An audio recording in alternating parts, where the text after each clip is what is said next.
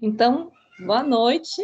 Como tutora do PET, eu quero dar as boas-vindas para os nossos participantes, palestrantes nessa roda de conversa. Não é muito palestrante, mas acaba sendo um pouco, né? Que são ex-petianos e que ou estão na residência ou participaram da residência em algum momento, né?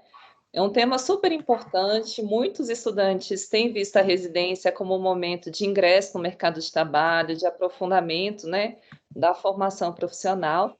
E é tão instigante que temos aqui, numa sexta-feira à noite, 30 pessoas, né, participando dessa atividade.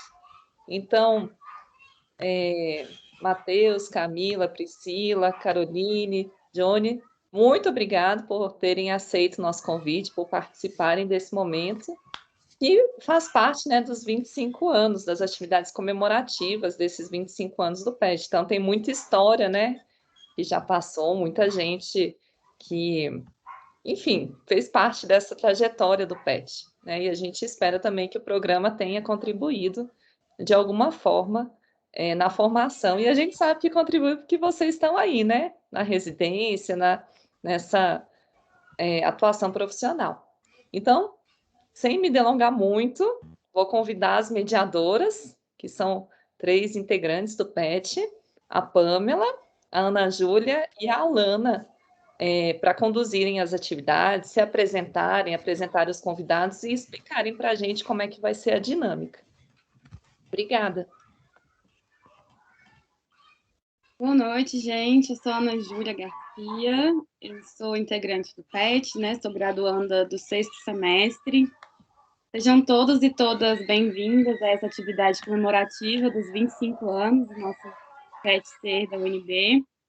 Essa atividade será uma roda de conversa, né, sobre residências em serviço social, diálogo sobre as experiências de atuação. Nós vamos dialogar, então, sobre esses desafios e possibilidades da inserção do serviço social na residência em saúde, né, para oportunizar, então, essas trocas sobre essa realidade, essa experiência. E também sobre a realidade, como o PET contribuiu para o exercício profissional na residência também. Então, o PET agradece pela inscrição de todo mundo que está aqui, pelo interesse de participar dessa atividade. Como a Thaís disse, mesmo numa sexta-feira, é um prazer ter todo mundo aqui, e principalmente as convidadas e as convidadas por terem aceitado o nosso convite e por essa disponibilidade de vir compartilhar essas experiências. Então, vou começar apresentando as convidadas, e a Lana também vai apresentar alguns depois, e aí as outras mediadoras se apresentam também, e a gente combina o formato de tempo, tudo isso, tá? Então, vou começar pela Priscila Nolasco, é assistente social, mestre em política social pela UNB, e atualmente é gerente na Gerência de Serviço Social da Secretaria de Saúde, daqui do Distrito Federal. Segunda convidada é a Camila Magalhães, assistente social residente no Programa de Saúde da Família e Comunidade da ESCS e FEPEX, né? Atualmente ela exerce na Unidade Básica de Saúde, a UBS 1 do Itapuã. O terceiro convidado é o Matheus Souza, assistente social residente do Programa de Saúde Mental, Álcool e Outras Drogas pela Fiocruz. Bem, gente, antes de me apresentar e passar para os próximos convidados, eu vou pedir para a Pamela se apresentar. Eu acho que a gente segue uma ordem legal. Oi, gente, boa noite. Eu sou a Pamela, estou no 8º semestre de Serviço Social.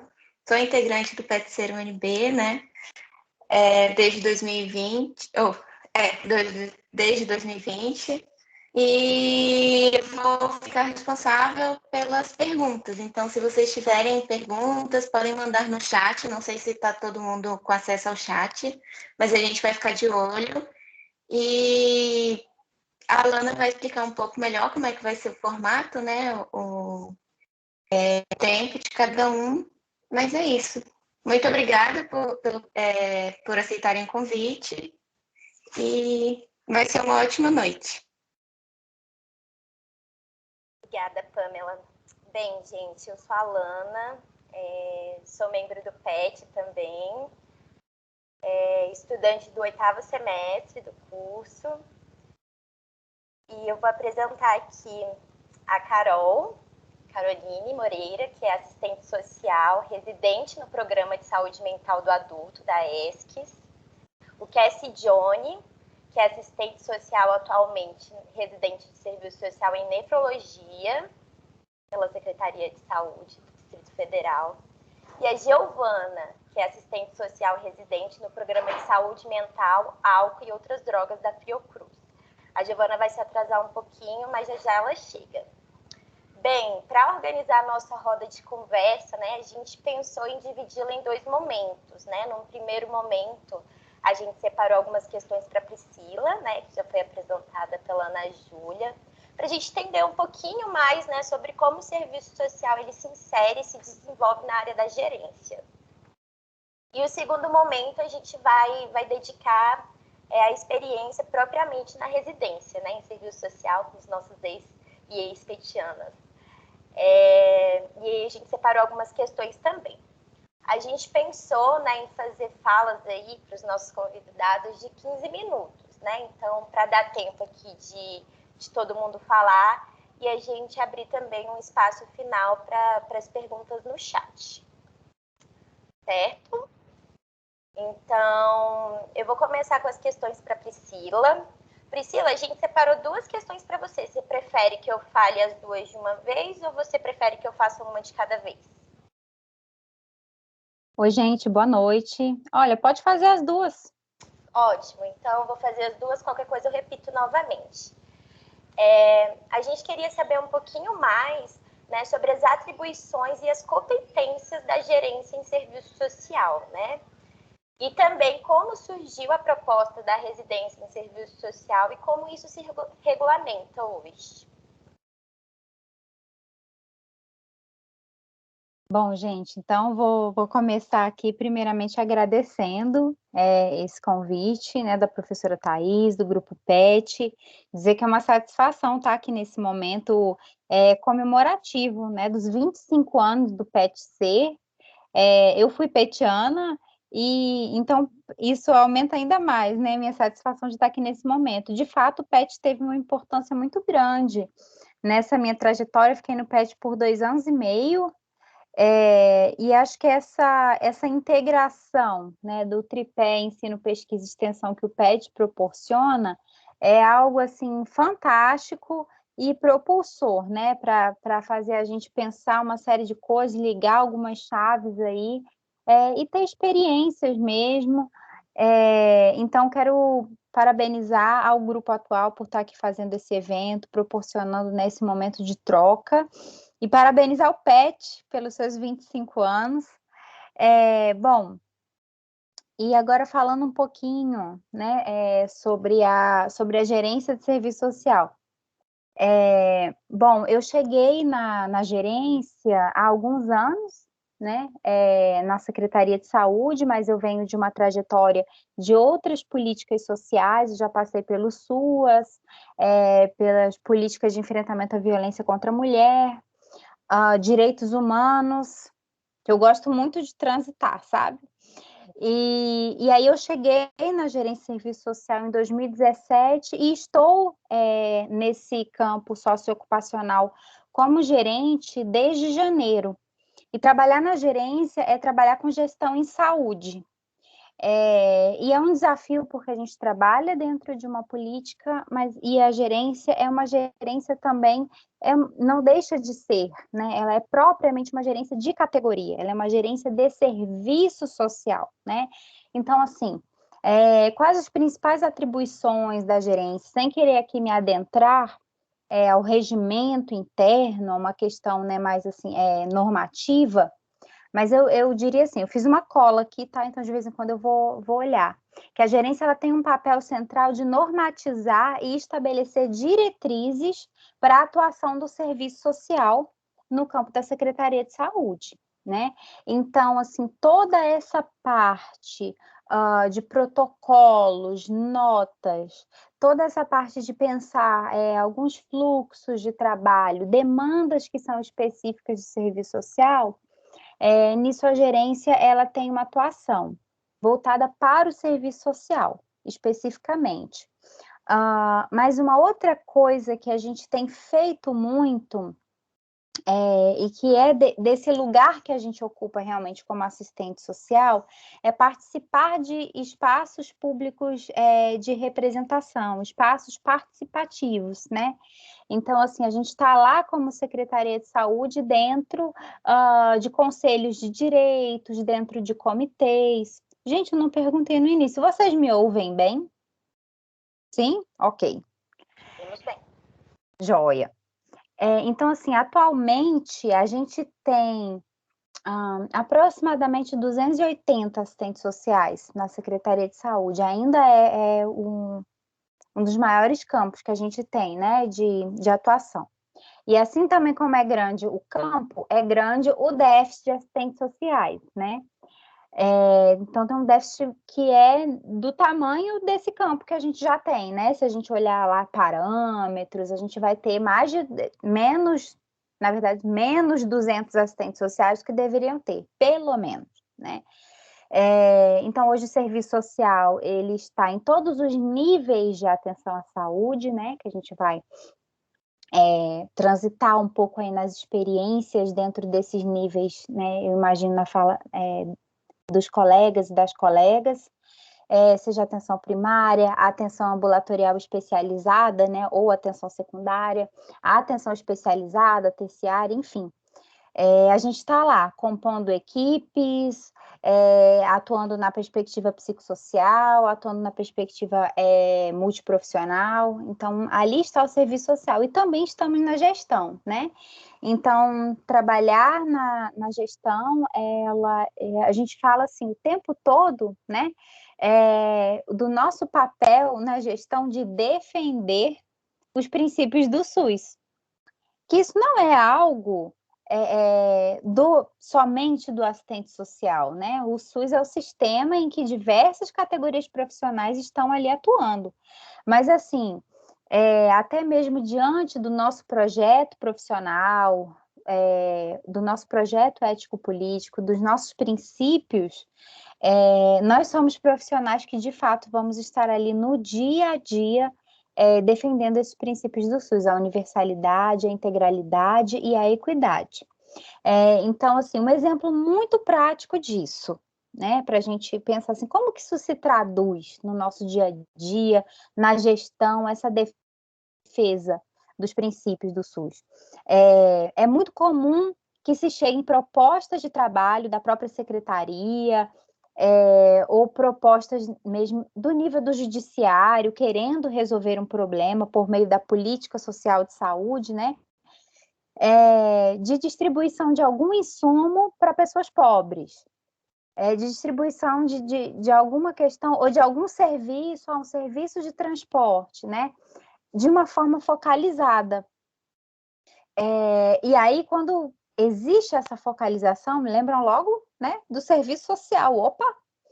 E a gente está ali o tempo todo, na verdade, fazendo a defesa de que isso é um direito, aquele insumo é direito, de fato, mas que o SUS não é uma política focalizada, o SUS é uma política universal. Então, a gente precisa ter um olhar para essa população SUS dependente como um todo, e não estabelecer ali critérios muito, muito restritos para aquela política pública, porque por conta da justificativa da escassez, né?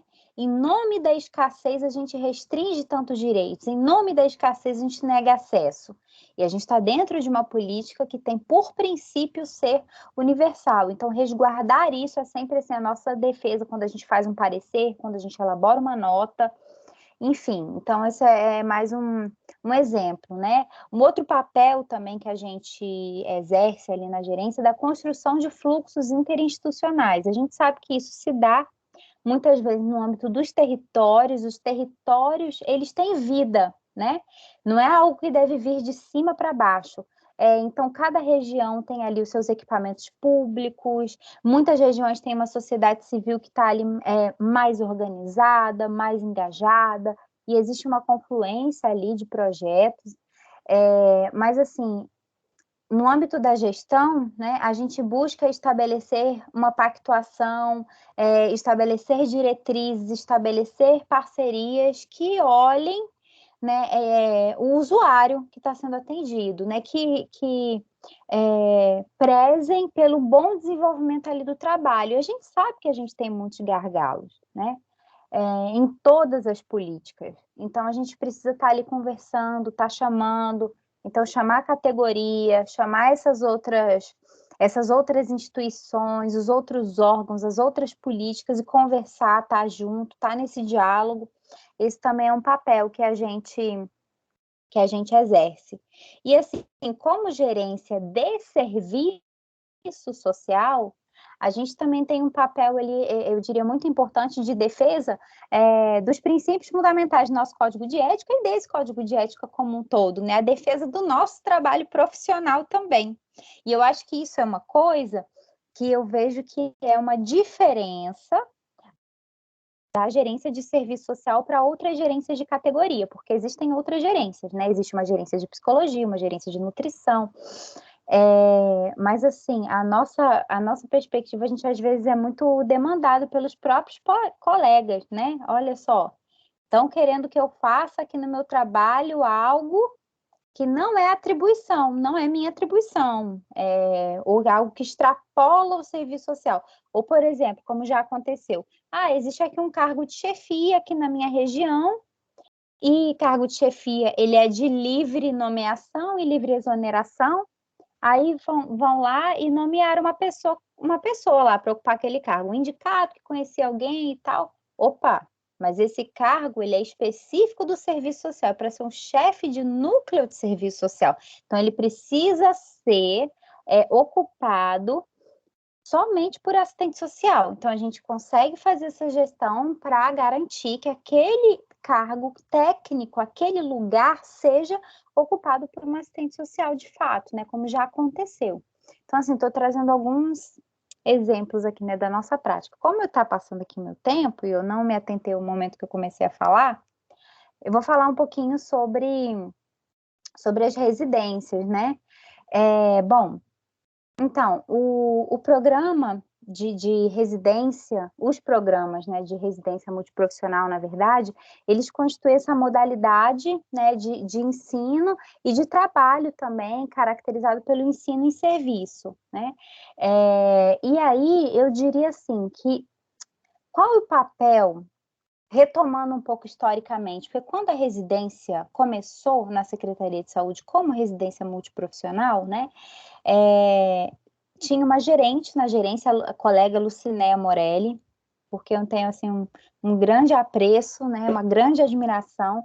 Ela teve um papel, a gerência, a Lucinéia, ela teve um papel fundamental nesse momento, né, de construção, de efetivação dos programas de residência multiprofissional, que foi o quê? Viabilizar a inserção do serviço social, né? Nesses programas, que dentre ali as áreas multiprofissionais que estivessem ali contemplado o serviço social, porque sim, a gente precisa fazer essa defesa.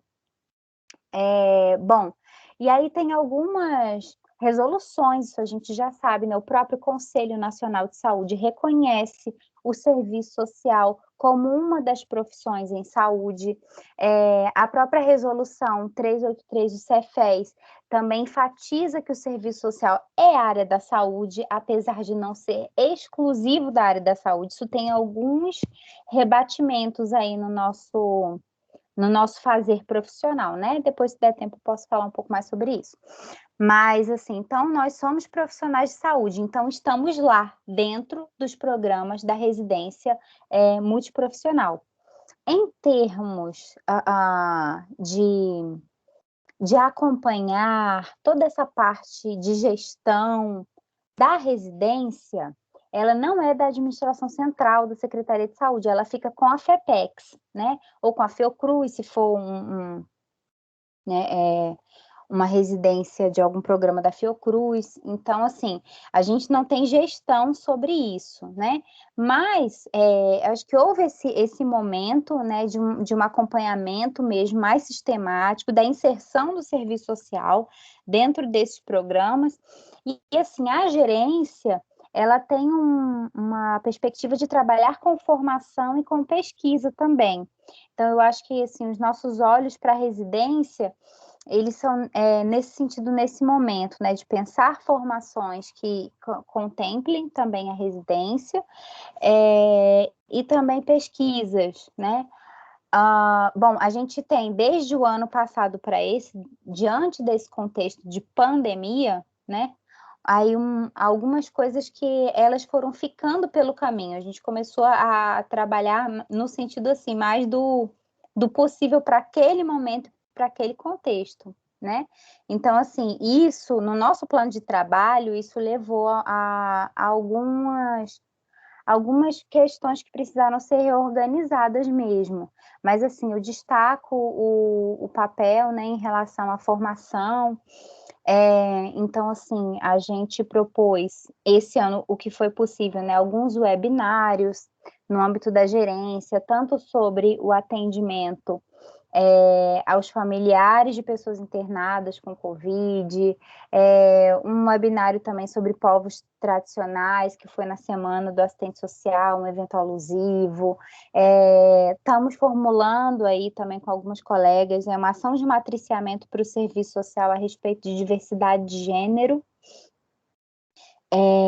uma ação em parceria com as colegas, algumas colegas assistentes sociais, e a gente também, nessa perspectiva interprofissional, né, a gente tem algumas formações que são abertas, né? Então, a gente participou de uma ação de matriciamento para os neuropediatras, né? Então, a gente estava lá, assistentes sociais, falando um pouco sobre o contexto histórico da infância, falando sobre o direito da criança e do adolescente, sim, para os neuropediatras, né? Nessa ação de matriciamento, o que eles precisam entender a respeito de criança e adolescente está para além do bio, né? Então, a gente está ali fazendo esse papel. Aí, caminhando aqui para finalizar, eu queria trazer mesmo algumas questões que a gente percebe a respeito da residência, né? Que é algo que é relativamente recente, mas mudanças que essa residência multiprofissional a gente percebe no cotidiano, né? E acho que a gente tem aí alguns desafios, né? Por exemplo, a mudança da cultura do trabalho profissional isolado para um trabalho multiprofissional. Isso ainda é um desafio para nós, né? Não sei se isso também vai aparecer na fala aqui de outros colegas, mas assim, nessa nossa percepção, né? Você trabalhar em conjunto, você está ali, né? Fazendo uma ação de matriciamento que não é só de médico para médico, mas que é de vários grupos trabalhando juntos, o tema maior, trabalhando junto, cada um na sua perspectiva, mas de forma integrada, de forma interprofissional, isso é um desafio, né? Então, a gente sabe que a gente tem algumas dificuldades estruturais da SES mesmo, então, de espaço, de condições mesmo, éticas e técnicas que aquela instituição precisa prover para que o trabalho aconteça, de falta de profissional, né, um nível de absenteísmo diante de todo esse contexto que a gente está vivendo, então, tudo isso são questões estruturais que se apresentam como desafios para nós. A ampliação de espaços socioocupacionais também dentro do campo da saúde, porque a gente ainda tem serviços descobertos de assistentes sociais, né? E, claro, a própria inclusão de diferentes categorias profissionais na residência multiprofissional, né? Isso é um ponto muito positivo, né? Para a experiência de residência em si, né? Agora, o que a residência traz, assim, de ganho, de aprendizado, né? Eu queria, assim, destacar o papel do próprio fortalecimento do SUS, com essa perspectiva do assistente social, com a perspectiva do trabalho interprofissional, com a perspectiva do trabalho integrado, né? É necessário que haja ainda a ampliação, né, de vagas, a ampliação de campos de residência, novos cenários, então sensibilização de profissionais, fazer essa ponte, né, e o fortalecimento da atuação do assistente social na área da saúde. Eu acho que esse é também um ganho que é trazido pela residência multiprofissional, né? Você ter profissionais ali que estão no campo da criança e do adolescente, na saúde mental, álcool e outras drogas, gestão, e você ter ali transitando dentro de diversas áreas profissionais assistentes sociais. Isso fortalece também o trabalho, né, do assistente social. Então, era esse um pouco assim, o panorama que eu queria trazer para vocês aqui a respeito do trabalho da gerência, a respeito da nossa compreensão, a respeito da residência, e aí espero ter respondido aí as questões, mas se não, a gente continua aqui, tá? Fico à disposição de vocês, obrigada pela oportunidade. Obrigada, Priscila. Nossa, foi no tempo cravado, certinho. Bem, antes de passar a fala para a Ana Júlia e para as nossas próximas convidadas, queria agradecer mais uma vez a participação da Priscila, né, que trouxe aqui contribuições tão pertinentes sobre um espaço socioocupacional que a gente ainda desconhece um pouco, né, gerência em serviço social, né, na Secretaria de Saúde. Então, muito obrigada, Priscila, pela sua participação e pelas contribuições. Vou passar a fala, então, para a Ana Júlia. Bem, agora a gente vai fazer as perguntas para os residentes. E aí, mesmo esquema, 15 minutinhos para cada um. E aí, pode ser na ordem que vocês quiserem, aí quem sentir a vontade para responder primeiro. Vou seguir o mesmo esquema que a Alana fez, fazer as perguntas, e aí vocês vão respondendo. Se tiverem dúvida de qual pergunta foi, aí só perguntar que a gente refaz. A gente queria que vocês comentassem sobre a forma de ingresso na residência e as possibilidades diárias do serviço social, né, que tem saúde da família, saúde mental, nefrologia. A gente queria também que vocês comentassem sobre os desafios e possibilidades do trabalho multiprofissional e quais as adaptações que a pandemia impôs, né, nesse momento. E também como o PET contribuiu para essa experiência na residência. Fiquem à vontade aí para começar. Posso começar? Vou ligar a câmera aqui. Vocês estão me ouvindo? Só um minutinho para ativar a câmera. Foi. Vou cronometrar aqui para não passar muito do tempo também. Então, gente, primeiro eu queria agradecer, né, pelo convite do PET. Foi um espaço muito legal na minha época da graduação, né? Eu entrei no PET em agosto de 2014 e saí em agosto de 2017 com a colação de graus. Fiquei 3 anos no PET, entrei no 4º, 5º semestre e saí demorei 10 semestres para formar, foi no último semestre. Foi um espaço de grande aprendizado, né? A professora Thaís não era tutora na época, era a professora Ailton, mas eu já conheço a professora Thaís, porque a gente tinha feito um trabalho com o PPNE na época que o tema era deficiência. Então, é isso. Queria agradecer, né? E vamos lá, então. Eu até também fiz uma pequena cola aqui sobre as perguntas, né? Eu estou com a pergunta que vocês tinham mandado também. A primeira sobre as formas de ingresso, né, e as possibilidades de área do serviço social na residência. Atualmente eu estou na residência da ESCS, né, pela Secretaria de Saúde, no campo da nefrologia. A seleção, né, a seleção é uma seleção pública por meio de prova, né, da área específica do serviço social, e tem, no final da prova, 20 questões específicas da área que você está concorrendo, que é o que pega um pouquinho o pessoal, porque são áreas assim que a gente não tem tanto contato na graduação, ou nenhuma, na verdade, né? A nefrologia mesmo, eu entrei na nefrologia sabendo praticamente nada. Eu nem sabia que o assistente social fazia parte da equipe mínima da nefrologia, que é obrigatório ter assistente social na equipe. Então, eu fui aprendendo com o tempo. Aí tem essa seleção, né? Geralmente o edital sai em setembro, outubro, para a prova em dezembro. Hoje eu estou lotado, a gente não fala lotado, né? A gente fala rodando.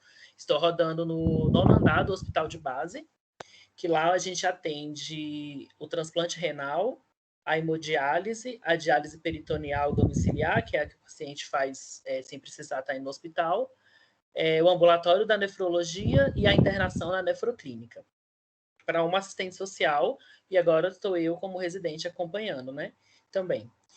As possibilidades da nossa atuação seriam nas clínicas de hemodiálise, porque hoje, no final de 2018 para início de 2019, saiu uma normativa que montava a equipe mínima, né, da nefrologia. E aí tem que ter o assistente social, o médico nefrologista, o enfermeiro técnico, o nutricionista, psicólogo e o pessoal terceirizado da limpeza, exclusivo para a nefrologia. Eles não podem ficar passando por outras regiões do hospital. Então, essa é a equipe mínima que tem que ter, e o assistente social entrou. A minha turma da Nefra é a segunda turma de nefrologia da secretaria e a segunda turma da região sudeste, sul, acho que norte e nordeste, se eu não me engano. Quase não tem, acho que só tem uma residência em nefrologia em serviço social no Brasil. Então, é um campo muito promissor para a gente. Não tem quase nenhuma produção. Muitas das coisas que estão sendo produzidas é a gente que está fazendo. Né? Eu encontrei um artigo apenas sobre a atuação do serviço social com famílias na Nefro, e ele é bem simples assim. Durante a atuação, a gente vai produzindo muita coisa, e essa é uma das possibilidades para quem quiser ingressar, porque é tudo novo. O que a gente fizer, o que a gente publicar, somos os pioneiros na construção da nefrologia, do serviço social em nefrologia, né?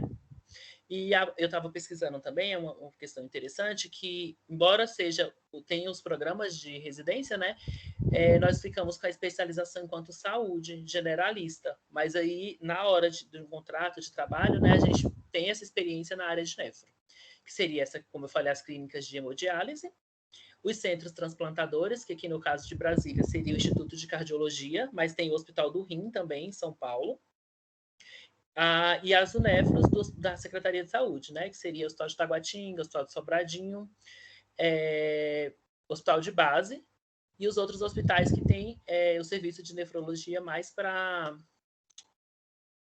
a parte de UTI.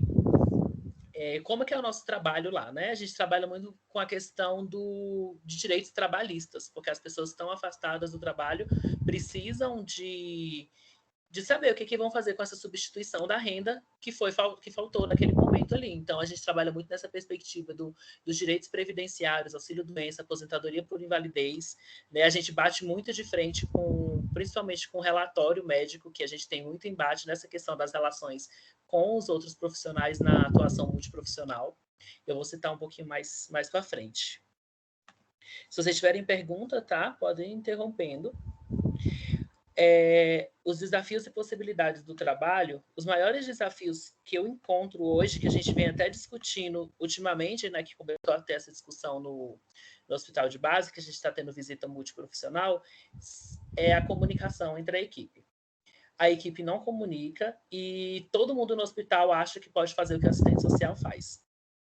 E aí você chega lá, o usuário chega lá, mas é porque o médico me disse isso, é porque o psicólogo me disse isso, porque a nutricionista me disse isso. Sim, e o que o assistente social te disse? Eu não passei pelo assistente social. Aí você vai ver todo mundo que tentou ajudar a pessoa, atrasou a vida da pessoa. Então não tem essa comunicação de vai até o assistente social. É muito difícil essa comunicação. Hoje a gente está muito mais referenciado dentro dos hospitais na equipe de nefrologia, mas foi um trabalho assim bem complicado de ser feito, principalmente para as primeiras turmas, quando a gente chegou, assim, a equipe era meio hostil com a presença de residente na nefro. As relações em si mesmo, né, as relações humanas são bem complicadas, entender o trabalho, né, do assistente social, o que faz, o que não é, a gente tem que estar sempre batendo nessa tecla de que não é atribuição, principalmente comunicação de óbito, comunicação de alta hospitalar. A equipe não gosta, que fala assim, por que o assistente social não pode ligar? Sim, por que você não pode ligar? A gente tem os telefones no prontuário do paciente, todo mundo acessa. E eles acham que é só o serviço social que tem que fazer esse tipo de comunicação. E a gente nem faz comunicação de óbito, a gente participa das orientações pós-óbito, que é uma coisa completamente diferente. Outra coisa também, né, a questão da possibilidade do atendimento completo na visão biopsicossocial do paciente, que no hospital ainda tem muito essa questão biomédica, visão da doença em si, né? Lá, uma coisa que a gente está gostando muito agora no base é porque com a visita multi, a médica que está à frente, ela está falando que quer colocar a equipe multi enquanto referência também para os residentes médicos, né? Que ela fala que o médico não resolve tudo sozinho, que não adianta nada você ter tratado a doença se a pessoa está com o psicológico abalado, se a pessoa não tem uma renda para manter uma alimentação adequada, que é o caso dos pacientes renais crônicos. Então, ela quer essa visão biopsicossocial que a gente ainda está construindo dentro do serviço de nefrologia. Outra coisa também seria os desafios da adaptação no contexto de pandemia. O maior desafio que eu encontrei, quando eu entrei na residência, na primeira semana já estourou a pandemia, né? Então, assim, a gente entrou na segunda, na sexta já estava fechando tudo. E o maior desafio foi o trabalho em rede. O assistente social tem que trabalhar em rede. E a gente não tinha mais essa possibilidade de rede, porque foi tudo de uma hora para outra, não tinha nada organizado. O INSS parou com todas as perícias, sem dizer como é que ia ficar os auxílios-doença, aposentadoria, BPC. Então, a gente teve que adaptar essas questões, reaprender, né? Porque muitos dos nossos usuários não têm acesso à internet, não sabem utilizar os meios tecnológicos hoje, né? E a gente teve que reaprender a fazer todo esse trabalho. Quando começou a surgir online, fazer esse trabalho com o usuário de realmente estar ali mostrando aos poucos como é que ele vai fazer esse agendamento, onde é que ele vai acompanhar o benefício dele. A gente teve que passar a acompanhar muito mais benefícios do que quando era só por telefone, né? Então, essa questão do teleatendimento, que eu também atendi bastante, os pacientes que estavam em diálise peritoneal, que não compareciam às consultas para a gente atender. Então, a gente tinha que fazer esse teleatendimento, a gente fazia pelo WhatsApp. Então, começou a misturar número pessoal, porque a gente não tinha um número só do setor, então misturava o WhatsApp pessoal com o WhatsApp de trabalho, paciente que mandava mensagem fora de hora, paciente que exigia uma coisa que não tinha nada a ver, paciente que já tinha saído do hospital e que queria algum tipo de orientação. Então, acabou que misturou todas essas relações, né? Durante a pandemia, a gente teve que reaprender como ser assistente social numa era totalmente à distância, né? A gente não tinha esse contato com o usuário. E outra coisa que eu achei bem complicado foi a questão de trabalho com porta aberta. Atender um usuário com a porta aberta, numa sala de espera, com todo mundo ouvindo, né, o que você podia estar falando ali. Então, baixar o tom de voz, saber como se portar diante do que o paciente estava te passando ali, né, porque os outros pacientes lá de fora estavam vendo. Então, foram essas mudanças que eu observei bastante no nosso dia a dia de trabalho. Hoje, isso já está... Algumas coisas foram incorporadas, né? Outras voltaram ao normal, tipo o INSS fazer as perícias e tudo. A gente consegue trabalhar muito mais com a rede, que é o que que nos proporciona esse trabalho, né? E o PET, enquanto o que ele contribuiu, né? Primeiro é o trabalho em equipe. No PET, na minha época, a gente trabalhava com a extensão nas escolas públicas sobre lei de cotas sociais. E aí a gente tinha todo esse preparo em equipe para poder estar lá. Então, essa organização de ter, se eu não me engano, são 18 pessoas, né, no PET, ter essas 18 pessoas com a tutora 19, totalmente diferentes, cada um com um ponto de vista, e a gente vai encontrar isso todos os dias. Dentro do hospital, é o médico que fala que tem que desocupar o leito, é o assistente social que fala que não pode desocupar aquele leito agora, porque o paciente não tem para onde mandar aquele paciente, que ele vai para a rua, não vai voltar para fazer a hemodiálise, ele vai voltar e vai internar de novo e vai ocupar novamente aquele dali. É a psicóloga que está querendo falar que o paciente está com o psicológico totalmente modificado por conta do tratamento, é a nutricionista que fala que ele não tem acesso à alimentação. Então, essas relações de equipe foi o principal ponto que eu levei do PET para a vida, né, para o trabalho profissional. Foi um campo muito enriquecedor durante o período que eu tive. Conflitos, eu não sei como é que ainda como é que tá tudo, mas tinha alguns conflitos assim que a gente tem na vida no dia a dia e é um aprendizado, né? Cada dia que você passa ali dentro com pessoas em discussão para sair um encaminhamento de alguma coisa é a mesma coisa que a gente faz todos os dias no trabalho multiprofissional, né? Então, é isso que eu tinha para falar com vocês sobre a nefro. É um campo que eu recomendo muito, de verdade, para todo mundo que quer fazer a residência, é a nefrologia. Primeiro, por ser novo. Segundo, por envolver uma área que eu amo, de paixão, que é a previdência social. sou apaixonado nessa área, fiz TCC nessa área, faço especialização nessa área, gosto muito. Então, é um campo que eu recomendo muito para todo mundo. E aí, vamos entrar, vamos produzir, vamos ser os pioneiros na construção desse programa, desse campo que a gente tem que conquistar cada vez mais, né? E é isso. Muito obrigado pelo convite. É isso, gente. Obrigada, Johnny. Nada. Camila tá com a mãozinha levantada. Não era para mim escrever para falar. Então, gente, eu sou a Camila, sou residente em saúde da família e comunidade pela ESCS. Entrei agora, no começo de 2021.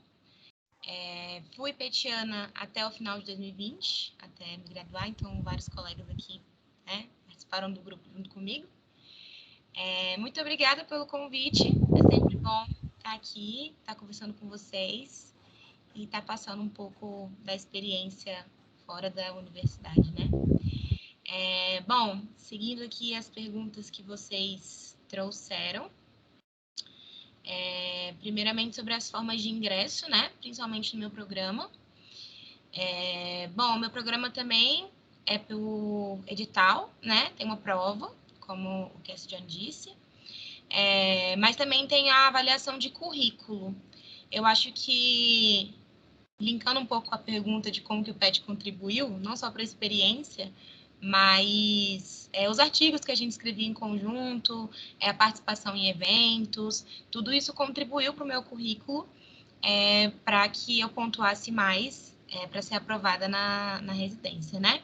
Para o meu programa de saúde da família e comunidade são 3 vagas, e aí, enfim, você vai pontuando não só com a prova, mas também com o currículo. Bom, para eu me preparar para a prova, primeiro eu escolhi a saúde da família e comunidade, depois que eu fiz uma matéria na saúde coletiva, uma matéria optativa, que era sobre saúde da família, e eu me apaixonei e fui atrás da residência e decidi que queria fazer residência nessa área também. Nessa matéria me ajudou muito na parte específica sobre a área, né, na prova. E eu fiz muitas provas passadas também. Eu peguei provas de todos os programas, não só de saúde da família, e fui fazendo a parte do serviço social. E todas as provas de saúde da família, eu fui fazendo a parte específica de saúde da família e comunidade, né?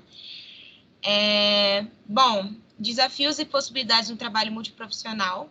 Eu acho que a maior dificuldade, mas que também é uma potencialidade, é que o que é óbvio para a gente, né, depois que a gente sai da formação, aprendendo tantas coisas, repetindo tantas coisas durante tantos anos, quando a gente chega para atuar, não é óbvio para outras categorias, né? Então, fazer esse trabalho de formiguinha mesmo, de explicar o que às vezes para a gente é tão batido, é tão corriqueira as discussões na faculdade, né? As discussões até no próprio PET. E aí, quando você chega na atuação, são profissionais que tiveram formações completamente diferentes. E que às vezes a gente tem que ter um trabalho bem de formiguinha mesmo, explicar bem minuciosamente. Mas isso também é uma potencialidade, porque a gente aprende muito com as outras categorias, né? Esse processo de matriciamento que a Priscila falou, é exatamente isso, a gente ter o nosso saber núcleo e a gente poder passar o nosso saber para outros profissionais também passarem o saber deles para a gente. E isso é muito rico, né? A gente aprende muito trabalhando com outras categorias profissionais. Bom, acho que esse desafio requer muita paciência, mas é muito gratificante também. Dentro desse desafio, né, o que não é óbvio, que é óbvio para a gente, às vezes não é óbvio para o outro, é a dificuldade das pessoas saberem, de fato, o que o assistente social faz, que a gente não está só vinculado aos benefícios socioassistenciais, que existem várias políticas, né? Tem a política de assistência, tem a política de saúde, e que por mais que a gente seja assistente social, a gente está dentro da política de saúde. Então, eu vejo que o que acaba chegando muito para mim essa pessoa está passando muita dificuldade financeira, está precisando de um benefício, manda para assistente social. E qualquer outra demanda que também envolvam questões sociais, como adoecimento, questões de saúde mental, passa para o psicólogo e nem cogitam passar para o assistente social. Então, a gente tem uma formação muito ampla, a gente tem capacidade e potencialidade para atuar em diversos campos, com diversas demandas, diversas expressões da questão social, e não só a questão da pobreza, enfim. Então, eu acho que isso é uma dificuldade, às vezes, no trabalho multiprofissional, do entendimento de outros profissionais, do que a gente faz, e que não está estrito à questão financeira, à questão socioeconômica, né, das pessoas que a gente atende. Bom, os desafios, as adaptações ao contexto da pandemia. Eu já cheguei, acho que a Giovana, o Cassie John podem falar um pouco melhor, porque eles estão há um pouquinho de tempo, pegaram bem o início da pandemia. Eu cheguei, isso já estava um pouco melhor estruturado ali no meu campo, né?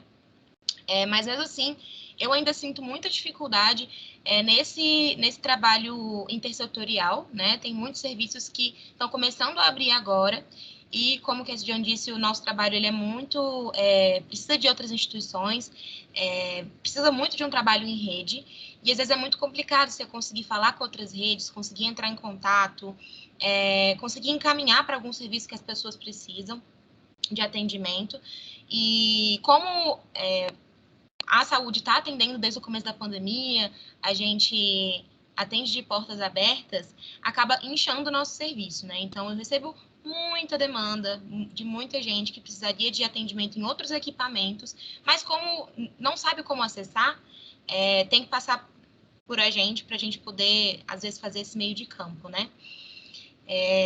Bom, deixa eu ver o que mais.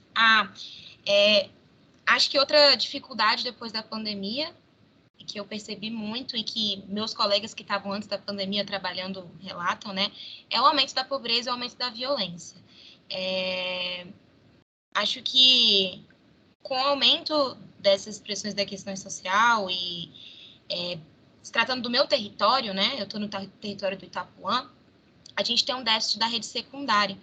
E, enfim, só tem um CRAS, o CREAS fica em outra região administrativa, e aí as pessoas não têm condição de ir até a outra região administrativa para poder acessar o CREAS, e aí fica tudo focado só no CRAS, e o CRAS está muito inchado também, enfim. E com o atendimento remoto, com a fila de espera enorme no serviço da assistência, os outros serviços da rede secundária ausentes no meu território, isso dificulta muito para mim, que estou na atenção primária, né, que é a porta de entrada, a ordenadora do cuidado, e, enfim, é bem cansativo, assim. Eu sinto, às vezes, que eu estou enxugando gelo e estou correndo, não saio muito do lugar. Bom, como o PET contribuiu para a minha experiência? Eu acho que muito desse trabalho coletivo mesmo. Eu percebo muito, e eu sempre tento bater com a minha equipe, né? Que eu nem expliquei direito, mas eu trabalho no NASF. Da organização das reuniões. Isso é uma coisa que eu levo muito do PET. Então, começar uma reunião com um informe, com uma pauta, de uma pauta seguir para uma discussão, de uma discussão seguir para um encaminhamento, e, de fato, efetivar os encaminhamentos que a gente pontuou na última reunião. Isso é uma das coisas que para mim parecia óbvio, muito por conta da minha vivência no PET, que eram reuniões que eu acho que eram muito bem organizadas e que a gente conseguia cumprir muito com os encaminhamentos que a gente tirava da reunião. E que quando eu cheguei na residência, né, e para trabalhar com outra equipe, eu fiquei, gente, meu Deus, a gente precisa organizar isso aqui, a nossa reunião não está sendo efetiva, enfim. E aí, levantei várias propostas e tentei seguir muito o modelo que a gente seguia nas reuniões do PET, e agora está funcionando, está dando um pouco mais certo, porque era uma dificuldade muito grande da minha equipe, e é muito o que eu levo do PET. Eu acho que isso que o Cassie John falou é muito verdade também, de você ter um objetivo em comum, em equipe, mas ter várias pessoas, e não só de categorias profissionais diferentes, mas com personalidades muito diferentes, né? Então, conseguir trabalhar em conjunto para atingir aquele objetivo e lidar com as dificuldades mesmo, com as diferenças das pessoas, e que, sim, muitas vezes é estressante, a gente tem que respirar fundo, contar até 10, mas faz parte, e foi muito importante poder ter passado pelo PET, ter tido essa experiência prévia para chegar na hora da minha atuação e conseguir enxergar que isso é normal, que isso acontece, saber como falar, saber como me posicionar, e acho que isso é muito importante na residência, por dificuldades de ser residente também.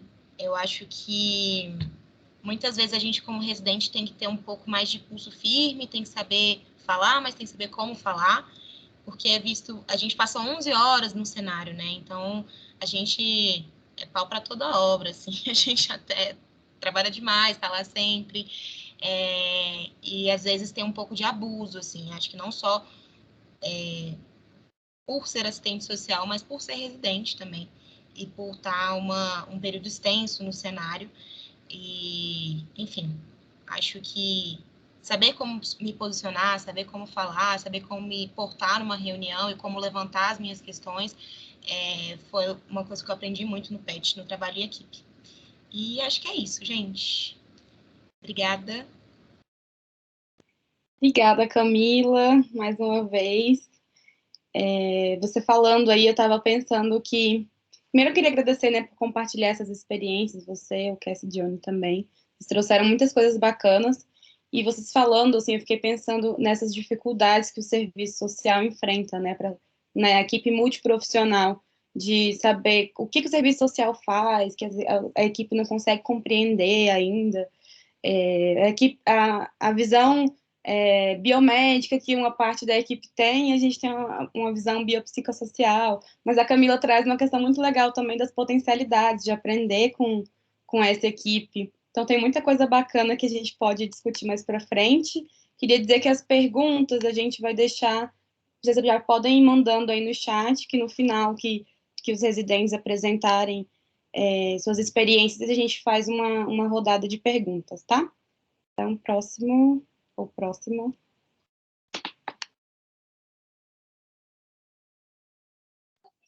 Aquila. Você quer ir, Carol? Pode ir. Giovana, você que sabe. Eu vou falar então. Gente, eu sou a Carol. Eu fiquei 2 anos no PET, acho que foi 2 anos ou 2 anos e meio, não me lembro certinho agora, mas eu saí em 2020. Então, também conheço uma galerinha ainda do PET, uma galera que estava comigo. Enfim, foi bem legal.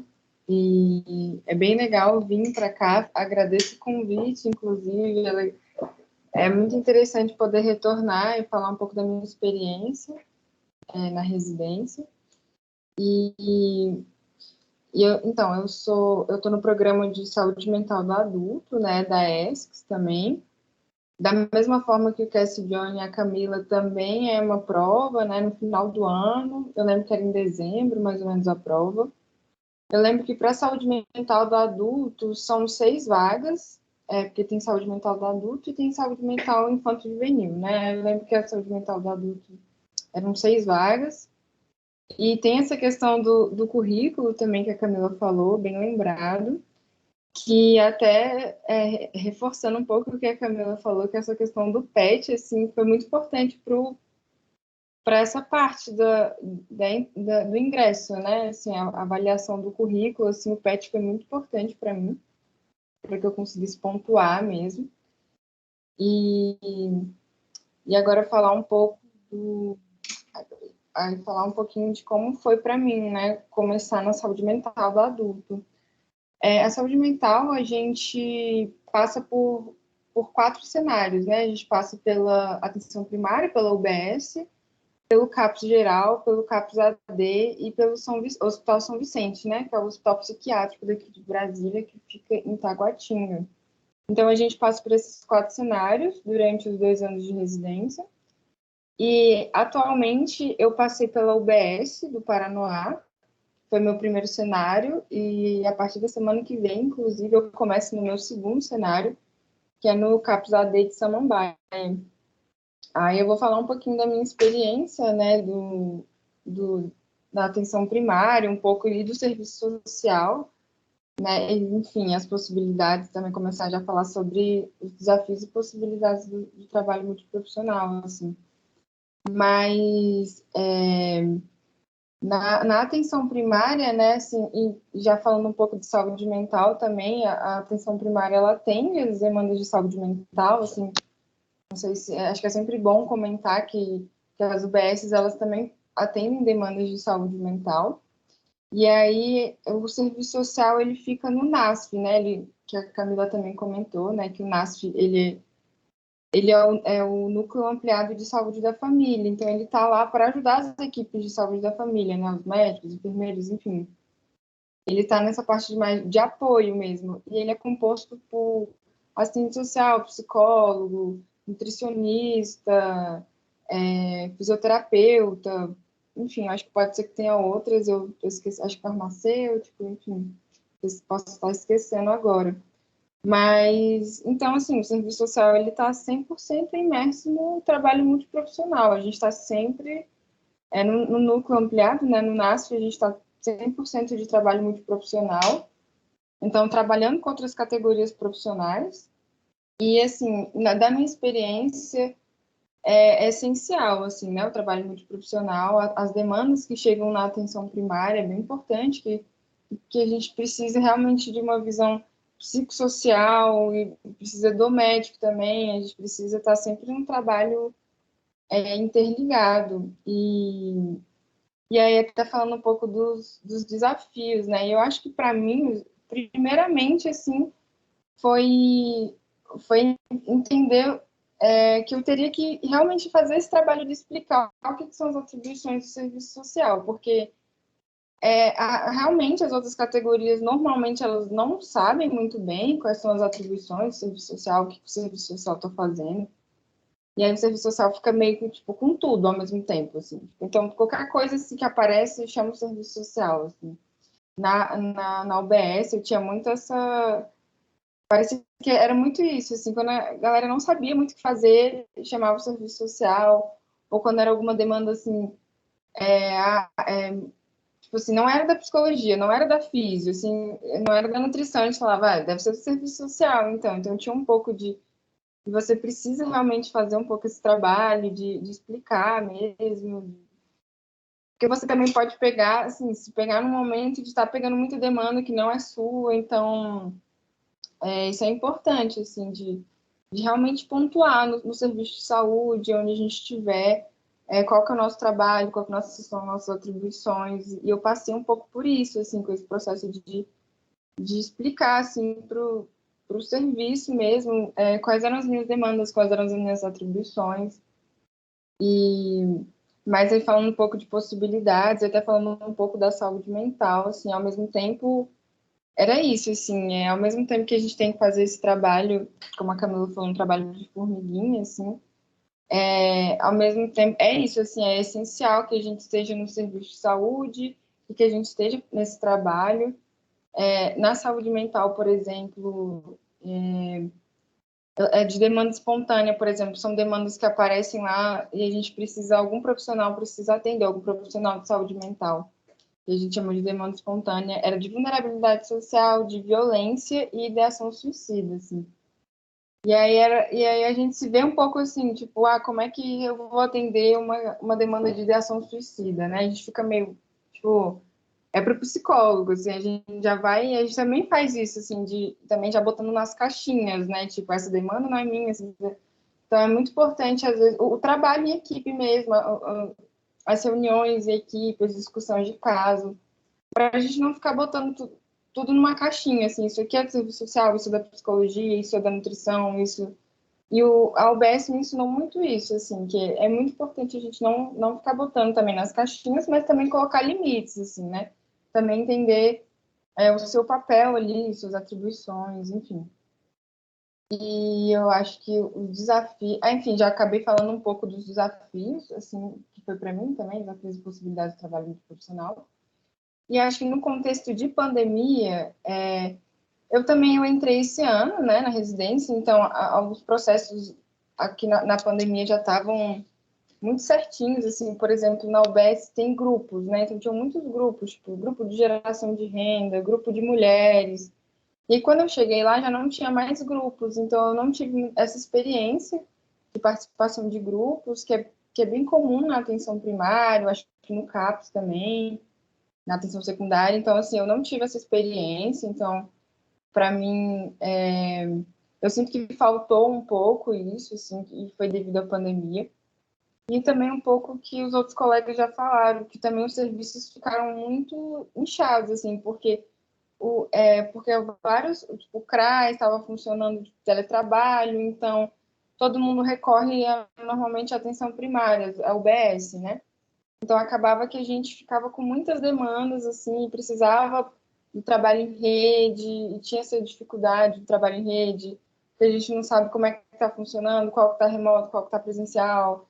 Enfim, acabava que tinha um pouco desse problema, assim, do trabalho em rede, de matriciamento, às vezes tinha essas dificuldades, porque tinha que ser online, enfim, então eu senti um pouco isso e de como os serviços que estão de portas abertas estavam funcionando presencialmente, como uma UBS, fica muito sobrecarregado também, porque acaba pegando todas as demandas, assim, demandas de CRAS, demandas de CREAS, enfim, isso com certeza foi um desafio nesse momento de pandemia.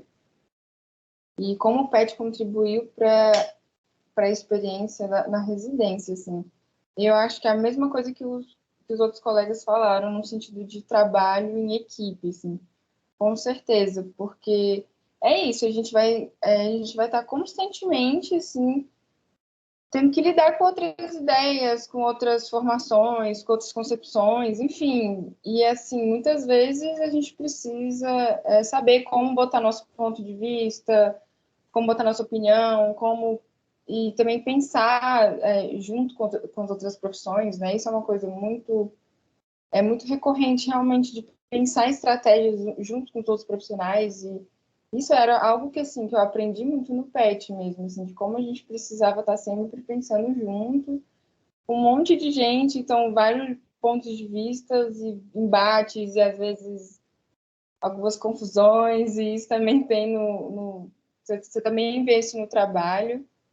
Então, para mim, e com certeza, assim, fez total diferença, até para chegar lá, como falar mesmo e como lidar mesmo com algumas situações de embate, assim, eu acho que para mim foi essencial minha trajetória no PET. Aí tem essa questão, tem a questão do currículo também, que você ter o PET no currículo é muito importante, enfim, para pontuar, enfim. E aí eu acho que é um pouco... e também alguns debates, assim, que a gente tem no PET, né, que eu cheguei a me aproximar muito do debate da infância, né, que estava na época da infância e adolescência, e aí vários momentos, assim, trabalhando na UBS, veio um pouco, assim, né, de ter que recorrer a alguns debates que eu tive no PET, não tive mesmo nas matérias que eu fiz na graduação. Então, isso foi bem importante para mim também. E eu acho que é isso, galera. Qualquer coisa, mande perguntas. Não sei se eu consegui falar tudo, mas só mandar a pergunta depois. E acho que é isso, gente. Valeu, Carol. Muito massa quando você fala sobre a gente entender essas competências e atribuições, mas não restringir essa intervenção, né? Como você colocou, não colocar dentro das caixinhas e sim complementar essas atividades conjuntamente. Muito legal. Já tem algumas perguntas aqui no chat, a gente vai deixando para o final, podem ir mandando aí. Próxima, ou próximo. Já que a Carol... Vocês estão me escutando? Já que a Carol puxou o carrinho aqui da saúde mental, eu vou dar continuidade. Eu sou a Giovana, né? Eu faço residência em saúde mental, álcool e outras drogas na Fiocruz. Então, são programas diferentes, né? E aí começa essa diferença já pela forma de ingresso, assim. A Fiocruz, ela tem um processo seletivo diferente da ESCS, né? A ESCS é uma prova e a avaliação do currículo, e a Fiocruz, ela tem uma prova, só que também é uma prova mais diferente da ESCS, né? A prova da Fiocruz, ela tem uma referência bibliográfica e tal, eles passam essa referência antes. É um programa novo, então, assim, só ocorreram 3 processos seletivos até hoje. E aí tem uma entrevista também, aí você passa por essa entrevista, análise curricular e a prova. E aí, assim, começando a falar sobre os desafios, acho que muita coisa vai ser repetido, assim, né? Porque a gente está inserido todo mundo nesse mesmo contexto de pandemia, nesse mesmo contexto de ser assistente social num governo que luta contra tudo que a gente acredita, né? Que está aí para poder destruir tudo que a gente passa anos estudando e defendendo. E da atuação, assim, em si, a saúde mental, ela tem uma delicadeza de que, antes, a Fiocruz também tem uma diferença nos campos, né? A Carol citou os campos aí que ela atua, e a Fiocruz, eu passei por um CAPS geral, um CAPS 2, né? Na RID, em Planaltina de Goiás. Estou agora num CAPS AD Itapuã. Estou também no sistema socioeducativo, na unidade de internação de São Sebastião, e também na DISAN, né, na Diretoria de Saúde Mental, que é vinculada com a Secretaria de Saúde.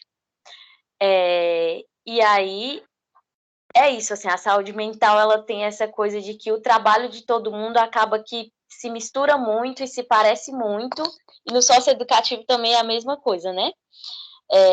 De que os trabalhos, eles acabam se misturando, e aí você tem essa certa dificuldade, e para a gente que tem um histórico tão caro de ter que ficar reafirmando e colocando o que é nosso e o que é que não é nosso, é um campo que traz muito esse desafio de como que a gente lida com a subjetividade, né? Sendo assistente social, como que a gente interpreta a subjetividade mesmo do que as pessoas estão trazendo. E aí eu sempre vou me guiando de que a gente interpreta essas subjetividades através da estrutura, né? De que é a estrutura que vai conformando, né, as subjetividades dos sujeitos. E aí, isso que me faz ter um pouco mais de norte, né? Um pouco mais de norte não, um pouco mais de orientação sobre o trabalho, assim, sobre a minha atribuição, né, privativa. E com certeza enfrento os mesmos desafios que os outros meninos, de que as pessoas não sabem literalmente o que a gente faz, as pessoas acham que a gente é realmente, ou vinculam sempre a gente com a assistência social, né? Ou de que a gente está ali mesmo no papel de dar benefício, ou de resolver questões relacionadas à previdência, e apenas isso. E a saúde mental é um lugar que os profissionais estão lá para fazer acompanhamento psicossocial, né?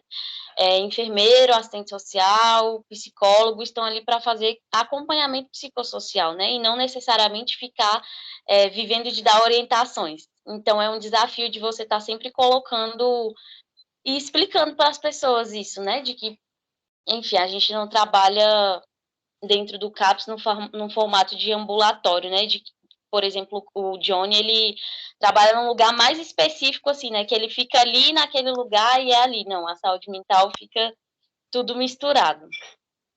Com certeza, lidar com a precarização das políticas sociais, né? Como as meninas colocaram, tem sido um desafio imenso, porque o nosso trabalho, de uma maneira geral, a gente já não consegue, a assistente social não consegue trabalhar se não for em rede, né? E aí, viver numa pandemia dessa, num governo que tem lutado para acabar com tudo que a gente conquistou, é muito complicado, porque você se vê muitas vezes de mãos atadas para conseguir dar os encaminhamentos para uma situação, sabe? Porque a assistência social está precarizada, os outros serviços de saúde estão bombando, né, gente? É Covid, então, assim, às vezes você precisa contar com o hospital você não pode conseguir um acesso, assim, mais de articulação mesmo por conta da pandemia. E, apesar de tudo isso, eu acho que é uma experiência muito rica para ser a primeira experiência profissional, sabe? Sendo a residência. Ser assistente social com a primeira experiência profissional dentro da residência é um processo muito legal por conta do suporte que você tem, sabe? De ter um preceptor, de ter um tutor, de estar ali conseguindo fazer discussão de caso, de estar resguardado muitas vezes de situações que acontecem, você ter para quem recorrer, ter com quem conversar, ter com quem contar e ter a compreensão de que é a sua primeira experiência profissional e de que muitas vezes você vai ter sim dificuldades, então gera mais segurança e também um enriquecimento, assim, né, de estar tendo a oportunidade de aprender mesmo uma área específica, né, uma coisa específica. Acho que eu já falei, né, o ponto 3, não lembro o que era, só botei os numerozinhos aqui, mas de que o saúde mental é um trabalho extremamente coletivo, então, assim, se não for junto, ele não funciona, se não for todo mundo segurando na mão de todo mundo, ele não vai para frente. E o PET, inclusive, que saudade, meu Deus, que saudade daquela sala, daquela mesa redonda, do cafezinho, dos morcegos. O PET, eu entrei no PET em 2017 e saí em 2019. Foi extremamente importante para minha formação profissional, a começar pela bolsa, né, gente? Foi o PET que, com certeza, através dessa bolsa, que garantiu que eu pudesse, em muitos momentos, permanecer na universidade. Eu aprendi muito a trabalhar em grupo e, para a área que eu fui, é uma coisa que eu seria extremamente prejudicada se eu não conseguisse lidar com o grupo, lidar com o trabalho em grupo, né? O enriquecimento teórico, né, como a Carol colocou, de que, assim, no PET, muitas vezes, a gente tem acesso a discussões que na graduação não cabe, né, nas disciplinas não cabe. A maturidade profissional também, de poder lidar com as dificuldades nas relações interpessoais. O PET não são só flores, né? De vez em quando rola uns ranca-rabo, e até esses ranca-rabo ajudam a gente depois, no final, a conseguir aprender com isso, porque isso vai ser uma coisa que a gente vai lidar em todo momento da vida, né? Em qualquer espaço de trabalho. E aí, aprender a ter jogo de cintura nessas situações, o PET com certeza me marcou sobre isso. E o desenvolvimento pessoal também, de coisas básicas, de que eu considero que um assistente social, assim, acaba precisando, né? De, por exemplo, conseguir falar, de conseguir se colocar, de conseguir defender o seu ponto de vista de uma maneira que você ganhe alguma coisa com isso, né? De que não seja tão pé na porta, mas que ao mesmo tempo também não naturalize as coisas e aceite as coisas como elas são, né? Como elas estão aí. E até acho que o momento de entrar no PET, passar pelo processo seletivo do PET, me ajudou a passar pelo processo seletivo da Fiocruz, né? Essa coisa de fazer uma entrevista, de acompanhar também os outros petianos nesse processo, né? De entrar e estar por esse outro lado, o lado de ser candidato e o lado também de estar avaliando as outras pessoas, me ajudou nesse processo mesmo, de poder passar pela entrevista, conseguir compreender de como que é isso da análise curricular e tal. Eu adoro o PET, gente, sou defensora demais, eu amo muito. Até mesmo, assim, os encontros, as viagens que a gente conseguiu fazer, eu acho que isso traz um enriquecimento pessoal e profissional, assim, que poucos espaços disponibilizam, assim, na universidade. De poder entrar no PET, a gente tem isso, que a gente também convive com outros PETs de outros cursos, né? Então, você também já está ali se envolvendo com outras profissões, com pessoas que pensam de outras maneiras, e aí tem que chegar a consensos juntos, e aí isso também me ajuda hoje em dia a poder lidar com outros profissionais, né? Acho que é isso. Obrigada, Giovana. É muito interessante ver que vocês trazem muitos elementos em comum mesmo, como você já começou sua fala dizendo. Mas eu achei importante quando você traz sobre a importância de perceber a precarização das políticas sociais, dessa conjuntura, e como isso intensifica, né, os desafios e restringe as possibilidades de intervenção. Acho que vocês não estão tendo acesso ao chat, mas a Alana tinha até comentado sobre a diferença de provas, que ela não sabia, eu também não sabia, da Fiocruz e da ESC, né, da ESCS e FEPEX, eu não sabia também essa diferença. Obrigada. O próximo é o Matheus, né? Falta ele. Olá, gente. Boa noite. Vou ligar minha câmera. Olá, boa noite, pessoal. Vou dar continuidade aí no bonde da saúde mental, né? Dar continuidade aí na fala da minha caríssima Giovana, MR2. Também sou residente aí do programa de saúde mental, álcool e outras drogas, né? Da Fiocruz. Sou R1, me formei aí em 2020, no final de 2020. Agora eu tô aí como residente, né? E, e é muito disso, a forma de ingresso é muito do que a Giovana falou, mas a minha forma de ingresso ela teve algumas particularidades pela questão da pandemia, né? A minha forma de ingresso foi totalmente virtual, a minha matrícula foi virtual, foi bem no início da pandemia.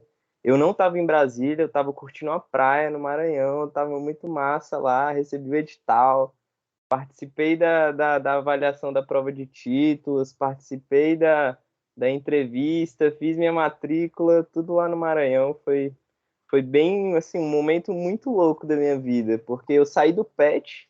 Eu lembro que eu ainda peguei o finalzinho desse último grupo agora do PET, né, das meninas que estão aqui. E aí eu peguei o finalzinho, saí do PET, aí eu ainda passei um semestre na UNB e me formei. E aí o meu processo seletivo, a diferença foi que teve só essa prova de títulos e teve a entrevista, né? E aí essa entrevista, ela falava muito sobre as condições da residência, né? Questionava se a gente poderia cumprir essa carga horária, que é de 60 horas, né? Que é importante mencionar. A questão do deslocamento, né? Para os campos de atuação do programa de residência da ESCS, né? Como a Giovana falou, é um programa de residência que abrange esses cenários da rede, né? Dessa rede integrada. E aí é tipo assim, o lado norte da cidade que os campos abrangem, sabe? É Sobradinho, é Itapuã, é São Sebastião, é Planaltina de Goiás. É tipo assim, lugares muito longe. Inclusive, no momento, eu estou trabalhando no CAPS 2 de Planaltina de Goiás, né? E aí é isso, assim, deslocamento, aula aos sábados, final de semana, sabe? E é isso. Quanto às possibilidades da área do serviço social, eu acho que é muito disso que a Giovana falou, né? A saúde mental tem essa particularidade, né? Tem essa linha tênue aí para dividir os núcleos de saberes, né? Tem muita questão de sensibilidade, de identificação do usuário com o profissional, e isso gera muitos impactos, várias novas condições postas de trabalho na saúde mental, mas eu acho que aquilo que é possibilidade do serviço social, né, na saúde mental, é essa bagagem teórica do serviço social que o serviço social tem, da leitura crítica da realidade, né? Eu acho que isso é o mais importante que o serviço social pode trazer, né? Dessa contribuição, dessa análise dos rebatimentos, né? Das expressões da questão social no acometimento, né? Do sofrimento psíquico das pessoas. E a gente vê isso de uma forma intensa no atual momento, né? De desgoverno, de pandemia, de isolamento social. A gente vê isso nitidamente acontecendo no dia a dia do CAPS, né? E eu acho que também, como possibilidades da área de serviço social na saúde mental, a questão de afirmar e reafirmar a todo momento, né? Esse determinante, né, social do processo de saúde e doença dos indivíduos. E isso é algo que muitas vezes é negligenciado dentro dos serviços, né? Dessa dinâmica de relação entre as categorias, né? Trabalhar com médico, trabalhar com psicólogo, trabalhar com enfermeiro, né?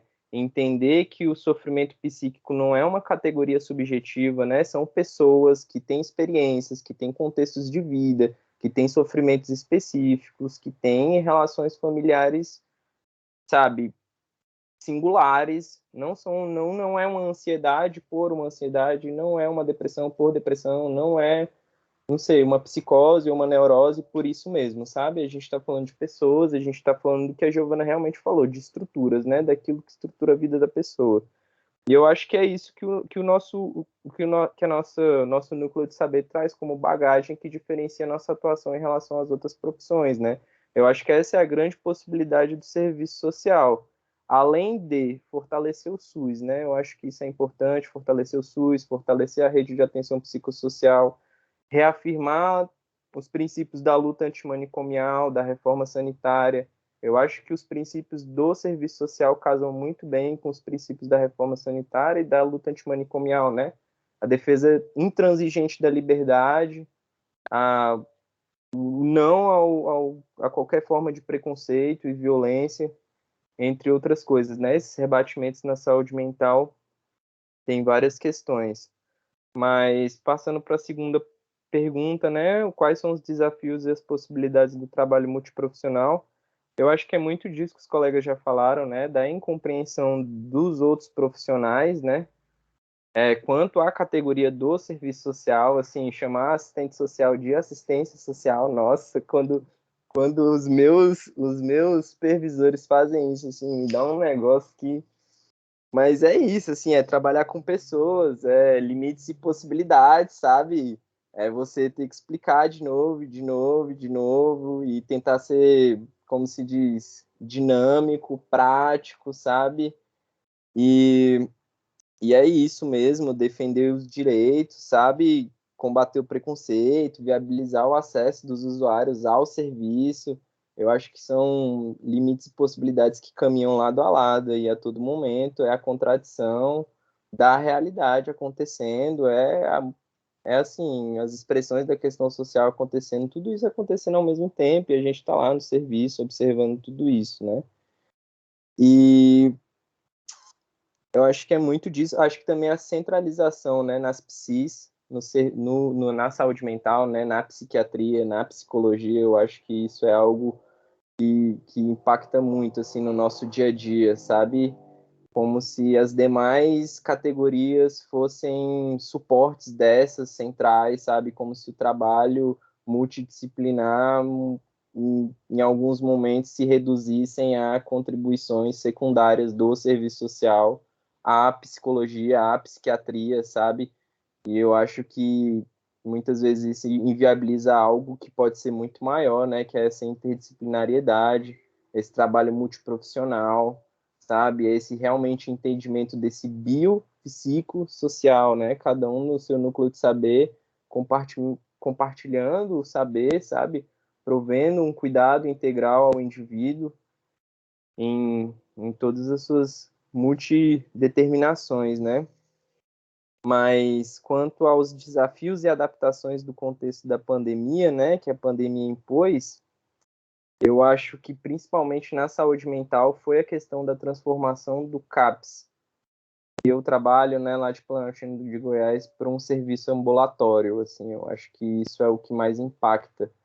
Quando eu entrei na residência, a pandemia já tinha estourado, né? Eu entrei para residência em março, foi março, abril, e tipo, em março já estava tudo fechado, assim, todo mundo meio que sem entender o que estava acontecendo, como ia ser as coisas, sabe? Tava uma indecisão no ar. E aí o CAPS, desde março, ele funciona de forma ambulatorial, assim, limita muito, muito, muito o acesso dos usuários ao CAPS. Principalmente porque o CAPS, né, ele é um serviço de atenção psicossocial que tem algumas peculiaridades, né? Tem algumas limitações quanto à estrutura, tem alguns objetivos a atingir, e eu acho que tem alguns perfis de pacientes assim que o CAPS realmente deve concentrar esforços, sabe? E essa questão de funcionar como ambulatorial corta muito a possibilidade do CAPS, sabe? Porque eu acredito que o CAPS ele é para fora dos muros, ele tem que buscar o paciente que não consegue chegar até o CAPS, sabe? É aquela pessoa que está acometida de um transtorno mental, que está vivendo em condições que ela não pode chegar até o CAPS, sabe? Que muitas vezes está numa situação de vulnerabilidade, que está sendo desassistida pela família, pelo Estado, sabe? Está em situação de rua, está sob uso intenso de álcool e outras drogas, sabe?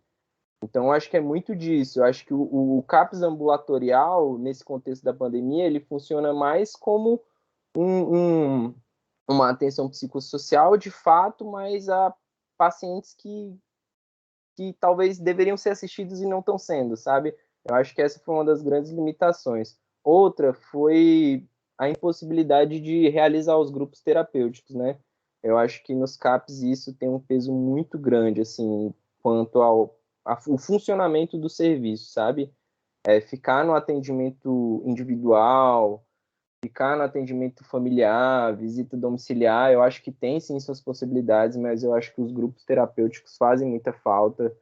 Assim, o trabalho do CAPS, da saúde mental, é vivência, é convivência, é vinculação, são pessoas, são contatos, sabe? É o calor corporal, é a vida acontecendo, sabe? É a luz, é a cor, são coisas acontecendo. Eu acho que ficou um pouco engessado o serviço, assim, até a própria rede de atenção psicossocial, né? Pelo menos a do Goiás, que é de onde eu observo que isso está acontecendo. Eu acho que esses foram os principais desafios e adaptações, né? Eu acho que também tem a questão do aumento da violência e da pobreza, né? Como as colegas mencionaram, e como isso impacta, assim, na saúde mental das pessoas. A gente recebe diariamente vários pacientes, vários usuários com demandas que se relacionam diretamente, assim, com questões de trabalho, com questões de relações familiares, com questões de relações interpessoais, sabe? E ver como a pandemia impactou isso assim, algo absurdo, assim. Era a pessoa que tinha um trabalho, não tem mais, está numa situação muito precária e que começou a ter crises de ansiedade, automutilação, ideação suicida, e você vê tudo isso acontecendo, você fala, uou, caramba, tá acontecendo muita coisa, viu? Vamos trabalhar isso. E é isso, assim, a gente está trabalhando num contexto atípico que a gente nunca tinha vivido. Eu não tinha me estudado, eu não tinha me preparado para isso, sabe? Eu tinha me preparado para outras coisas que não uma pandemia que vai parar o mundo, sabe? Ainda mais num governo, um desgoverno do Bolsonaro, né? Estava preparado para isso. Mas enfim, são desafios que a gente está aí para enfrentar, né? Botar a cara a tapa.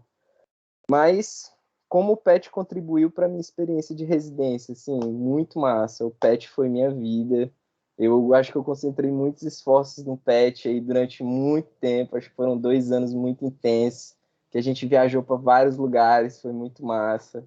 Saudades das nossas viagens, a gente foi para Tocantins, Mato Grosso do Sul, Natal. Vixe, nós fizemos outro rolê, foi muito massa, gente. E eu acho que o PET me possibilitou muita coisa, assim, desde estudar na sala do PET, fazia todas as provas de residência lá na sala do PET. Eu estava no PET no dia que a Giovana me deu a notícia que passou na residência de saúde mental. Eu estava lá, ela ainda ia fazer o registro no CRES, né, de Goiânia. E, tipo, velho, foi muito massa, assim, o PET mudou minha vida, mudou minha graduação, fez eu ter um sentido, né, na graduação. Eu tava meio, não sei, eu tava meio torto na vida, e aí eu tive contato com o PET, tive contato com o pessoal, assim, animou meus estudos, animou, sei lá, deu tudo na minha vida, assim, a gente produziu bastante coisa junto, a gente viveu bastante experiência junto. E tem muito disso, né? De pessoas, de conviver com pessoas, do que as colegas já falaram, de como você se porta, de como você se organiza. E, e é isso, assim, era isso que eu tinha para falar. Tava com muita saudade das minhas colegas, tava com saudade da Camila, da Carol, da Giovana. Quem mais estiver aí do PET da nossa turma, saiba que é nós. Tô com muita saudade de vocês, pessoal. É isso, gente, era isso que eu tinha para falar. Obrigada, Matheus. A gente está tudo aqui com inveja, quase chorando, porque esse atual grupo quase todo já entrou na pandemia, né? Então a gente nem se viu pessoalmente ainda, quem dirá viajar. Mas muito massa, tudo que você trouxe sobre essa importância de... Pode falar. Aí, Matheus, muito obrigada por você ter trazido tudo que você falou aí sobretudo afirmar, reafirmar e colocar o serviço social sempre nesse lugar de luta, né? Luta pelos princípios, nosso projeto ético-político, luta antimanicomial, combater todas as formas de preconceito. Você trouxe muita coisa legal. E aí eu queria agradecer já a todos vocês por tanta coisa que vocês trouxeram, tantas informações, foi muito rico. Queria passar para as meninas, para a Lana e para a Pamela, para elas comentarem, e para a Pamela compartilhar as perguntas que foram feitas no chat.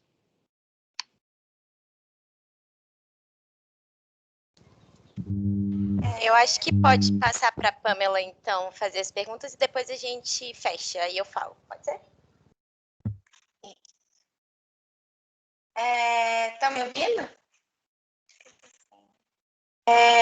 Eu vou passar para as perguntas aqui do chat. Vou fazer 2 blocos com 3 perguntas. E quem quiser responder, está aberto. A primeira pergunta foi a Daphne. Ela perguntou: qual o maior desafio para estudar para residência, visto que é concorrido e gera muita insegurança? A segunda pergunta é da Thaís. Ela perguntou: vocês podem comentar sobre como conciliar a carga horária de trabalho com os momentos de estudo? Há uma elaboração de um trabalho final para a conclusão da residência?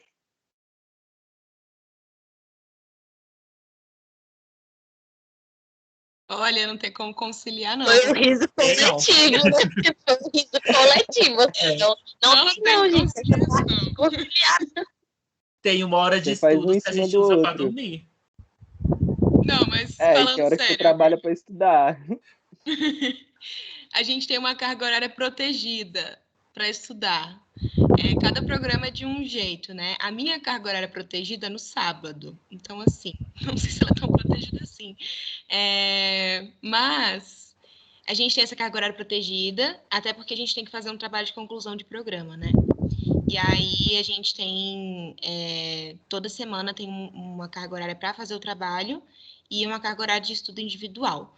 Para além desses estudos individuais, a gente tem eixos, que a gente tem o eixo transversal e o eixo específico. O eixo transversal é uma hora de estudo com todas as categorias profissionais, e o eixo específico é da sua categoria profissional. Então, você vai usar esse tempo para estudar coisas específicas da sua categoria. Aí tem essas horas que são mais ou menos protegidas, mas é sempre assim, gente. Trabalhando, é no cenário, estudando e coisa acontecendo. Enfim, a gente trabalha 11 horas por dia, então, no tempo que a gente tem para estar em casa, para estar estudando, a gente está cansado, quer dormir. Então, por isso que a gente ri e fala que não tem hora para descansar, hora para estudar. A gente está 24 horas trabalhando. Mas até que dá um jeito, né? Tem que dar.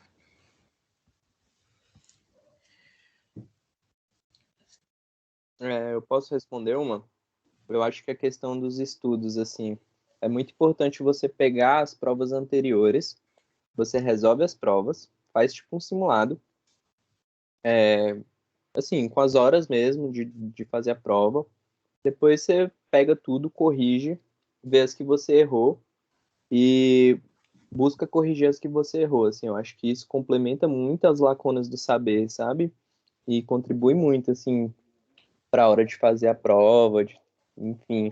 Pelo menos foi assim que eu fiz. Estudei durante algum tempo para a residência. E quantas horas de estudo, assim, é isso. São 60 horas semanais, é aula durante o sábado. O meu programa é um pouco diferente do da Camila. Amanhã, 8h30 da manhã, eu já vou ter uma disciplina, sabe? Daqui, agora eu tô em Sobradinho, ainda vou para São Sebastião. Hoje, amanhã de manhã já tenho aula. Segunda-feira de manhã já tenho aula. De tarde também já tenho aula, né? São 12 horas práticas. E aí 48 horas trabalhando, assim. O conselho que eu te dou é descanse quando você tem tempo de descansar, sabe? Porque o descanso ele é muito importante, porque se você não descansar, você não vai conseguir chegar até o final. E, no mais, é isso mesmo. Na minha experiência de estudo, eu pegava as questões, né, das provas e via pelo enunciado da questão qual era o conteúdo que ia ser cobrado naquele bloco. E aí, geralmente, algumas davam dicas de leitura, né, de segundo autor tal. Aí eu ia no artigo, li o artigo sobre aquele assunto. Né, assuntos assim que a gente não tem tanto contato, tipo a parte de sociologia, que caem uns conteúdos muito aprofundados de sociologia. Então, eu ia ler outros materiais assim e respondendo as questões. E outra dica também foi, que eu acho que é importante, é questão comentada. Peguei algumas apostilas de questões comentadas, e aí eu respondia ali o comentário, aí eu falei, não entendi isso daqui, não lembro disso daqui. Aí eu ia atrás da bibliografia e lia aquilo dali. E eu tentava me superar, assim, tipo, hoje eu fiz, sei lá, 100 questões, amanhã eu tenho que fazer um pouco mais para sempre ir superando um dia, nem que fosse 2, 3 questões a mais. Então, qualquer tempinho eu parava, sentava, eu tenho 10 minutos, vou fazer 2 questões aqui. Porque aí eu mantinha uma rotina de estudos, né? E deu certo, até que eu tinha feito a residência, a seleção 3 vezes, e na terceira eu consegui manter esse ritmo bom, assim, e consegui passar. Sobre a questão do trabalho, né? Realmente, as 60 horas cansam muito. Assim, o ambiente hospitalar já é cansativo por si. e você está trabalhando ali o tempo todo. O meu programa tem uma pequena especificidade, porque a gente não faz às 60 horas, devido aos pacientes de hemodiálise serem liberados às 5h30, 6 horas. Então, a gente, 5h30, às vezes, está indo embora, dependendo do campo. E aí tem essa pequena especificidade. E a gente tem também esse horário protegido de estudos, que a gente fala que usa para dormir. É o horário que a gente tem para dormir. A todo momento você está com sono, você acorda com sono, você vai para o hospital com sono, você chega em casa com sono, você dorme no ônibus. Quando eu rodei no hospital de Sobradinho, eu moro na Ceilândia. Então eu saía de Sobradinho para Ceilândia de ônibus, todo dia. Ia e voltava, ia e voltava. Às vezes eu dormia na casa de uma amiga, porque não tinha condições de estar indo todos os dias para lá. Era 1h50 que eu gastava indo, 1h50 voltando. Eu conseguia botar o sono em dia no ônibus, né? Entre chegando em Sobradinho. E assim, você dormia em todos os lugares, mas deu certo. A gente tem que fazer o trabalho de conclusão da residência, que a gente chama de TCP, né? Trabalho de conclusão do programa. E aí tem que, no meu caso, a gente teve que fazer um projeto, submeter na Plataforma Brasil, ter aprovação para iniciar uma pesquisa de campo e poder escrever um artigo para publicação. Agora tiveram algumas alterações, mas na minha época, da minha turma, todos tinham que ser nesse modelo. Né? Então, eu estou aí quase terminando o projeto, que eu dei continuidade no meu trabalho da graduação sobre mercado de trabalho, só que agora aplicado aos pacientes renais. E está dando, tem as aulas também. A gente tem aula, no meu caso, na quinta-feira à tarde. A gente tem uma semana de eixos transversal, que é todo mundo de todas as áreas, e uma área que são assuntos transversais, tipo humanização, seguridade social, questão do SUS, né? A gente tem essas aulas, e na parte específica, que são conteúdos do serviço social, mas aplicados à prática, tipo no caso de curatela, tutela de paciente com deficiência, alguma coisa nesse sentido, assim. E é isso.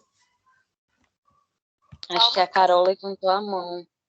Isso. Gente, só uma questão de ordem rapidinho, porque a Camila vai precisar sair, mas ela queria se despedir de vocês, então eu vou abrir o espaço rapidinho. Gente, vou precisar sair, infelizmente, mas muito obrigada pelo convite. Muito bom ver meus amigos petianos. Muitas saudades. E obrigada por ter compartilhado esse momento com vocês. Foi ótimo. Até para expor um pouco das nossas angústias, sabe? Porque não é fácil também. Mas obrigada pelo convite. Espero ter motivado vocês de alguma forma. A experiência da residência é muito rica, é muito importante, apesar de todos os pesares. E eu estou adorando. Espero ver vocês na residência também.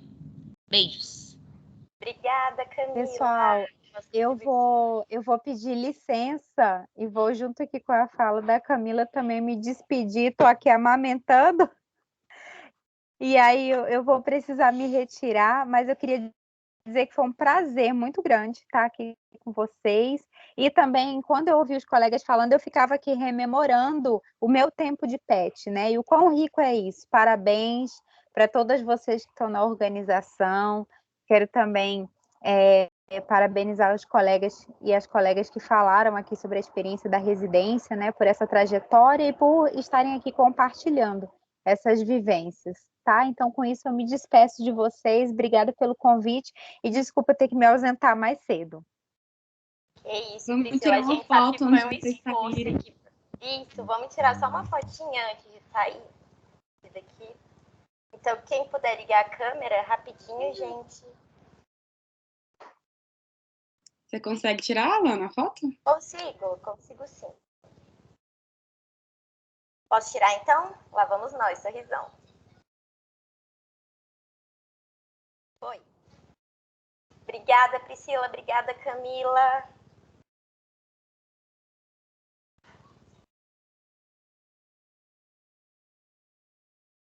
Acho que a gente pode dar continuidade, então, né?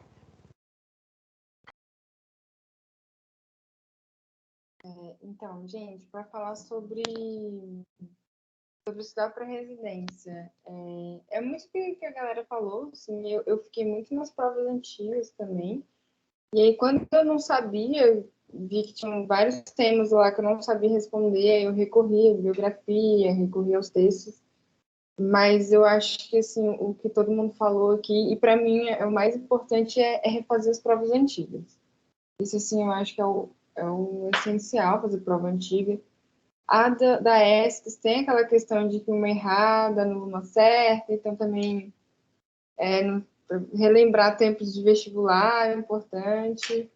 E, enfim, é chato, mas, enfim, a gente vai pegando o jeito, né? Mas tem que relembrar um pouco disso também, dessas manhas aí, de fazer prova. Em relação à carga horária e aos estudos, compartilho o que todo mundo falou, assim, tipo, a gente não concilia, a gente vai vivendo e vai dando um jeito, assim. Mas o meu é um pouco diferente também de todo mundo, acho que cada programa tem sua particularidade. O meu eu tenho aula segunda-feira à tarde, que é o eixo transversal, que é junto com todas as especialidades. E aí são sobre os temas de saúde mental do adulto mesmo. E aí a gente tem prova, assim, aí, enfim, de 2 em 3 meses a gente tem prova, a gente tem algumas atividades para fazer. Aí nisso aí, querendo ou não, é final de semana, não tem outro momento para fazer. Também tem um eixo específico sobre serviço social mesmo, os debates, os temas, mas isso é no próprio trabalho mesmo, no dia a dia, no local de trabalho, com um preceptor enfim, é tipo uma supervisora, assim, acho que para explicar melhor, que é assistente social e então normalmente é com ela, então ela ali naquele momento mesmo, mas eu tenho que dar uma estudada, assim, eu acho que chegar em casa e estudar é uma coisa que acontece com frequência, assim, apesar de que a gente quer chegar em casa e dormir, assim, às vezes é bem normal que a gente tenha que estudar. E eu também tenho um horário protegido de estudo, que é meio período. Eu tirava, assim, depende muito de onde você tá. O meu era na sexta-feira à tarde, então eu tinha sexta-feira à tarde normalmente para estudar, ou para dormir, ou para ser feliz, assim, eu dependia muito da semana. Mas aí, assim, a gente vai se virando, vai dando um jeito mesmo. Mas é bem puxado, a residência ela é puxada, depende muito do programa, como é que você vai se organizando. Mas como a Camila falou, enfim, vale a pena, assim, apesar de tudo, é uma experiência que vale a pena, com certeza. E é isso, gente. A Fiocruz tem umas diferenças, tipo, até, por exemplo, a ESCS tem prova, né? A Fiocruz, ela não tem prova. Nosso formato de avaliação, até esse semestre, por exemplo, era um portfólio, que aí era um formato mais livre, assim. E a prova, como eu falei, eles dão a referência, né? As referências bibliográficas. Então, o negócio é decorar mesmo todas as referências, porque a prova é bem citação direta das coisas e você marcar, tipo, o que cada autor está falando sobre aquilo. E tem uma redação também. E acho que é isso. E é o que os meninos falaram, né? Muito cansaço, é muito difícil lidar com a rotina. Eu me iludi achando que ia fazer residência e ia conseguir estudar para concurso ao mesmo tempo. Pelo menos na minha vida isso não existe, não é possível, porque você tem esse trabalho para fazer, né? Que é comum de todas as residências. E é muita coisa, gente. E você também está descobrindo, por exemplo, para mim, né, que é a primeira experiência profissional, você está descobrindo um monte de coisa nova, então, vez ou outra, você tem que retomar os livros da Bosquet e Yamamoto, sabe? Para dar uma refrescada, então, é meio complicado.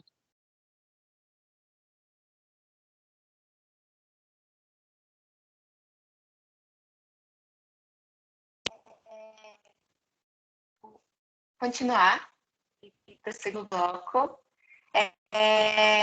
A Alana, ela comentou, mas eu acho que já foi respondido. Ela comentou, não é bem uma pergunta, mas gostaria de saber qual a dica vocês dariam para os estudantes, né, que pretendem entrar na residência.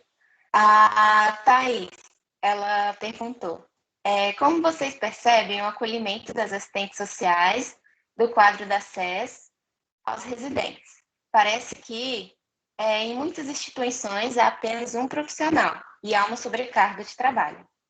E a Lígia, ela perguntou, nessa perspectiva de certo embate com a equipe multiprofissional, onde vocês têm que reafirmar frequentemente quais atribuições dos assistentes sociais, vocês percebem que o serviço social como espaço de residência de resistência nesse campo? E a Lígia perguntou de novo, podem falar um pouco mais como é a relação dos residentes com os preceptores?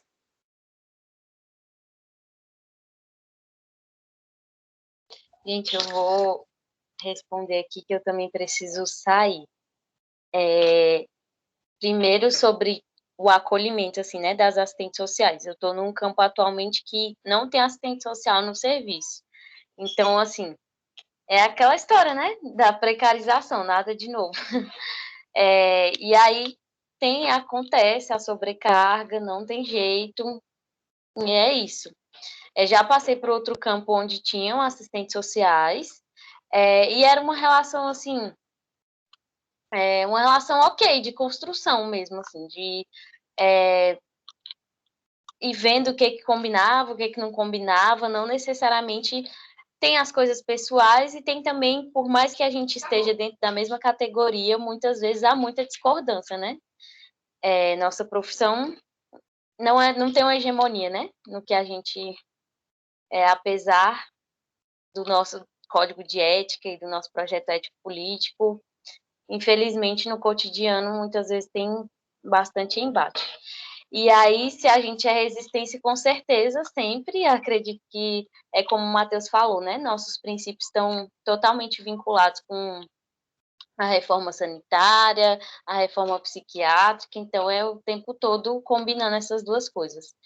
E a última pergunta, eu esqueci. Será que pode repetir? Eu não anotei. A relação entre os residentes e os preceptores. Então, no meu caso, eu tenho, na verdade, assim mesmo, um preceptor, né? O preceptor, ele é psicólogo, e aí a gente tem um horário por semana, né? Uma hora por semana para discutir caso e tal, mas é aquela pessoa que, tipo, tá sempre ali no serviço que você pode recorrer a ela quando você tá com alguma situação que você não sabe resolver, ou que você tá com alguma dificuldade no relacionamento com a equipe, é para ser essa pessoa, assim, né? Mas que tá mais perto de você mesmo, que você pode pedir socorro.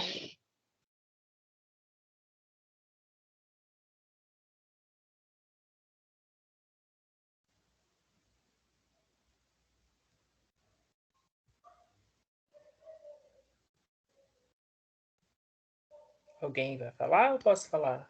Pode falar. Pode falar? Então, sobre a primeira pergunta, né? A questão do acolhimento, como é que é essa questão da relação?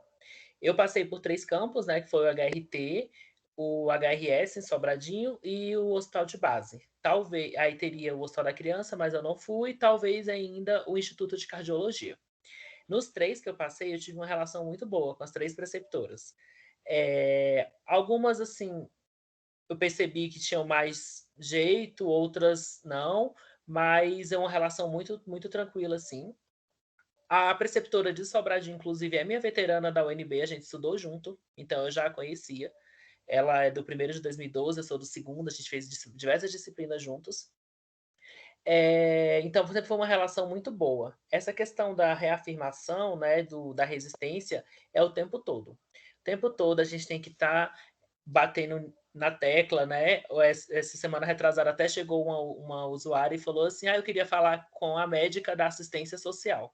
Tipo assim, foi o ápice do que eu tinha ouvido já do que era, que chama de assistência social, de todos os nomes, a médica da assistência social, a moça da assistência social, a moça da cesta básica, de todos os tipos tem, mas essa médica da assistência social foi o ápice. Então a gente tem que estar sempre reafirmando, né? Inclusive, até no programa, com as aulas do transversal, a tutora que dava aula, ela não chamava de assistente social, ela chamava de assistência, e aí a gente corrigiu, falou, olha, não é assistência social, aí explicou o que era o serviço social, assistente social e assistência social, aí ela pediu desculpa, tal, disse que era um aprendizado também, tanto que ela nunca mais falou como assistência social.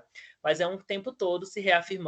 Na sala da gente do hospital de base tem os parâmetros, alguns pontos do que não é atribuição do assistente social colado na parede, em cima do computador, na porta do armário, na porta da sala, mostrando não é atribuição do serviço social isso. E aí, quando chega alguém lá, a gente fala, olha, essa legislação mostra aqui o que é atribuição, o que não é.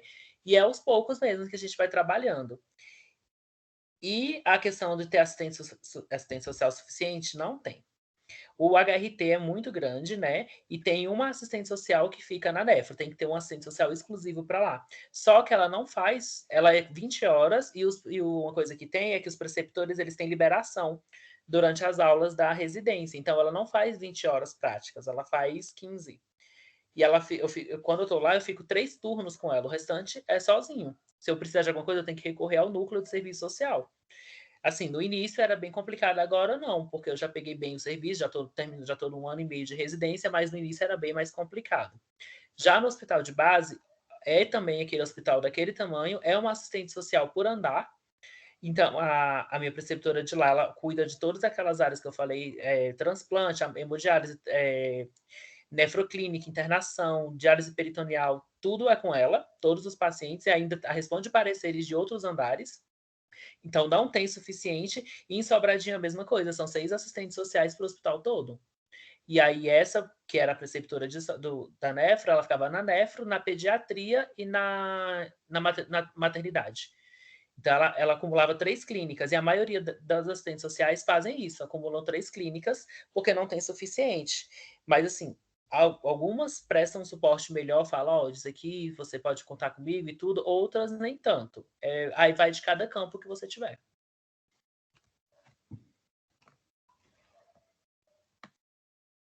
É isso.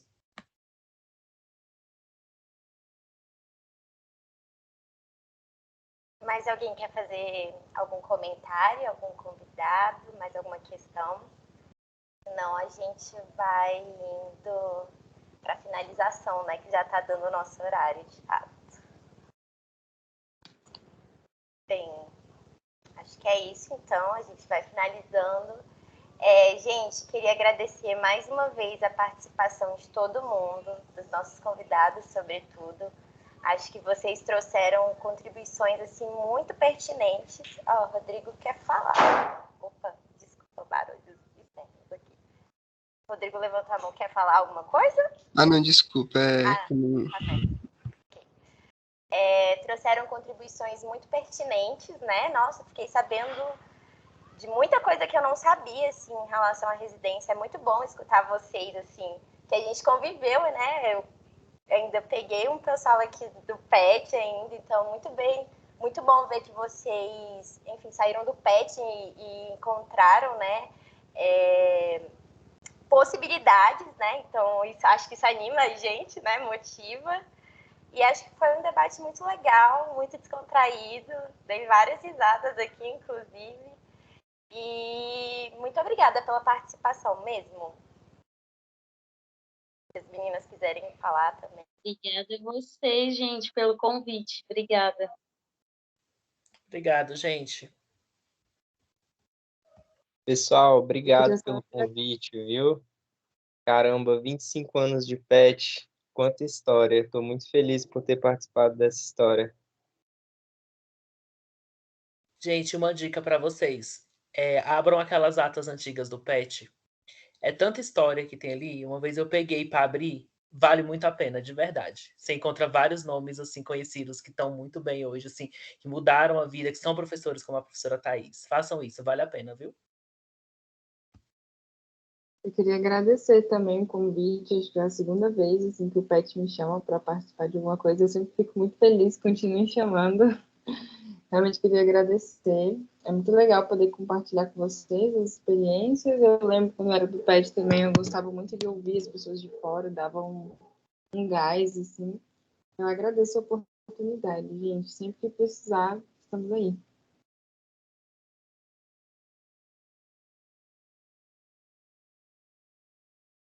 Matheus está com a mãozinha levantada, quer falar alguma coisa? Só queria falar, gente, para apesar de tudo que a gente falou aqui, quanto à carga horária, quanto à dificuldade, gente, façam a residência, vale muito a pena, ocupem esses espaços, sabe? Acho que assistentes sociais como vocês, como a gente, que participou da mesma escola, tem aí uma bagagem teórica similar, a gente tem que ocupar esses espaços. Perfeito, Matheus. Gente, só um aviso. Eu queria agradecer também as pessoas que participaram da atividade, né? Numa sexta-noite, ficaram com a gente aqui até as 8 da noite. Muito obrigada pela participação. E para relembrar que a declaração de participação da atividade, ela vai ser enviada pelo e-mail, tá, gente? Na próxima semana. Então, esperem que vai chegar no e-mail, tá certo? Mais uma vez, obrigada. E a gente vai se despedindo, então. Thaís quer falar alguma coisa também? Alguém do PET? Então-se à vontade. Eu queria agradecer a Giovana, a Carol, né, o Cassie, Johnny, pela disponibilidade em estarem aqui compartilhando as experiências, desejar muito sucesso na trajetória de vocês. A minha pergunta sobre como conciliar estudos e atividade profissional era para não deixar, né, todo mundo iludido de que só é flores. A gente sabe que é uma atividade bem pesada em termos de carga horária, exige dedicação, mas também envolve muitos aprendizados, né? Uma experiência realmente muito intensa e inesquecível, né? Certamente vocês serão profissionais muito bem formados, com uma bagagem teórica, prática, em todas as dimensões, né, que a gente sempre fala, teórico-metodológico, ético-político, técnico-operativa, com muita sustentação. Então, obrigada por terem feito parte nessa história do PET, né, cada um com o seu tempo, 2 anos, 3 anos, 2 anos e meio, enfim, e sucesso. Esperamos reencontrar vocês em outras atividades no futuro. Boa noite. Boa noite, gente. Boa noite, gente. Tchau. Tchau, Boa tchau. noite, gente. Obrigada.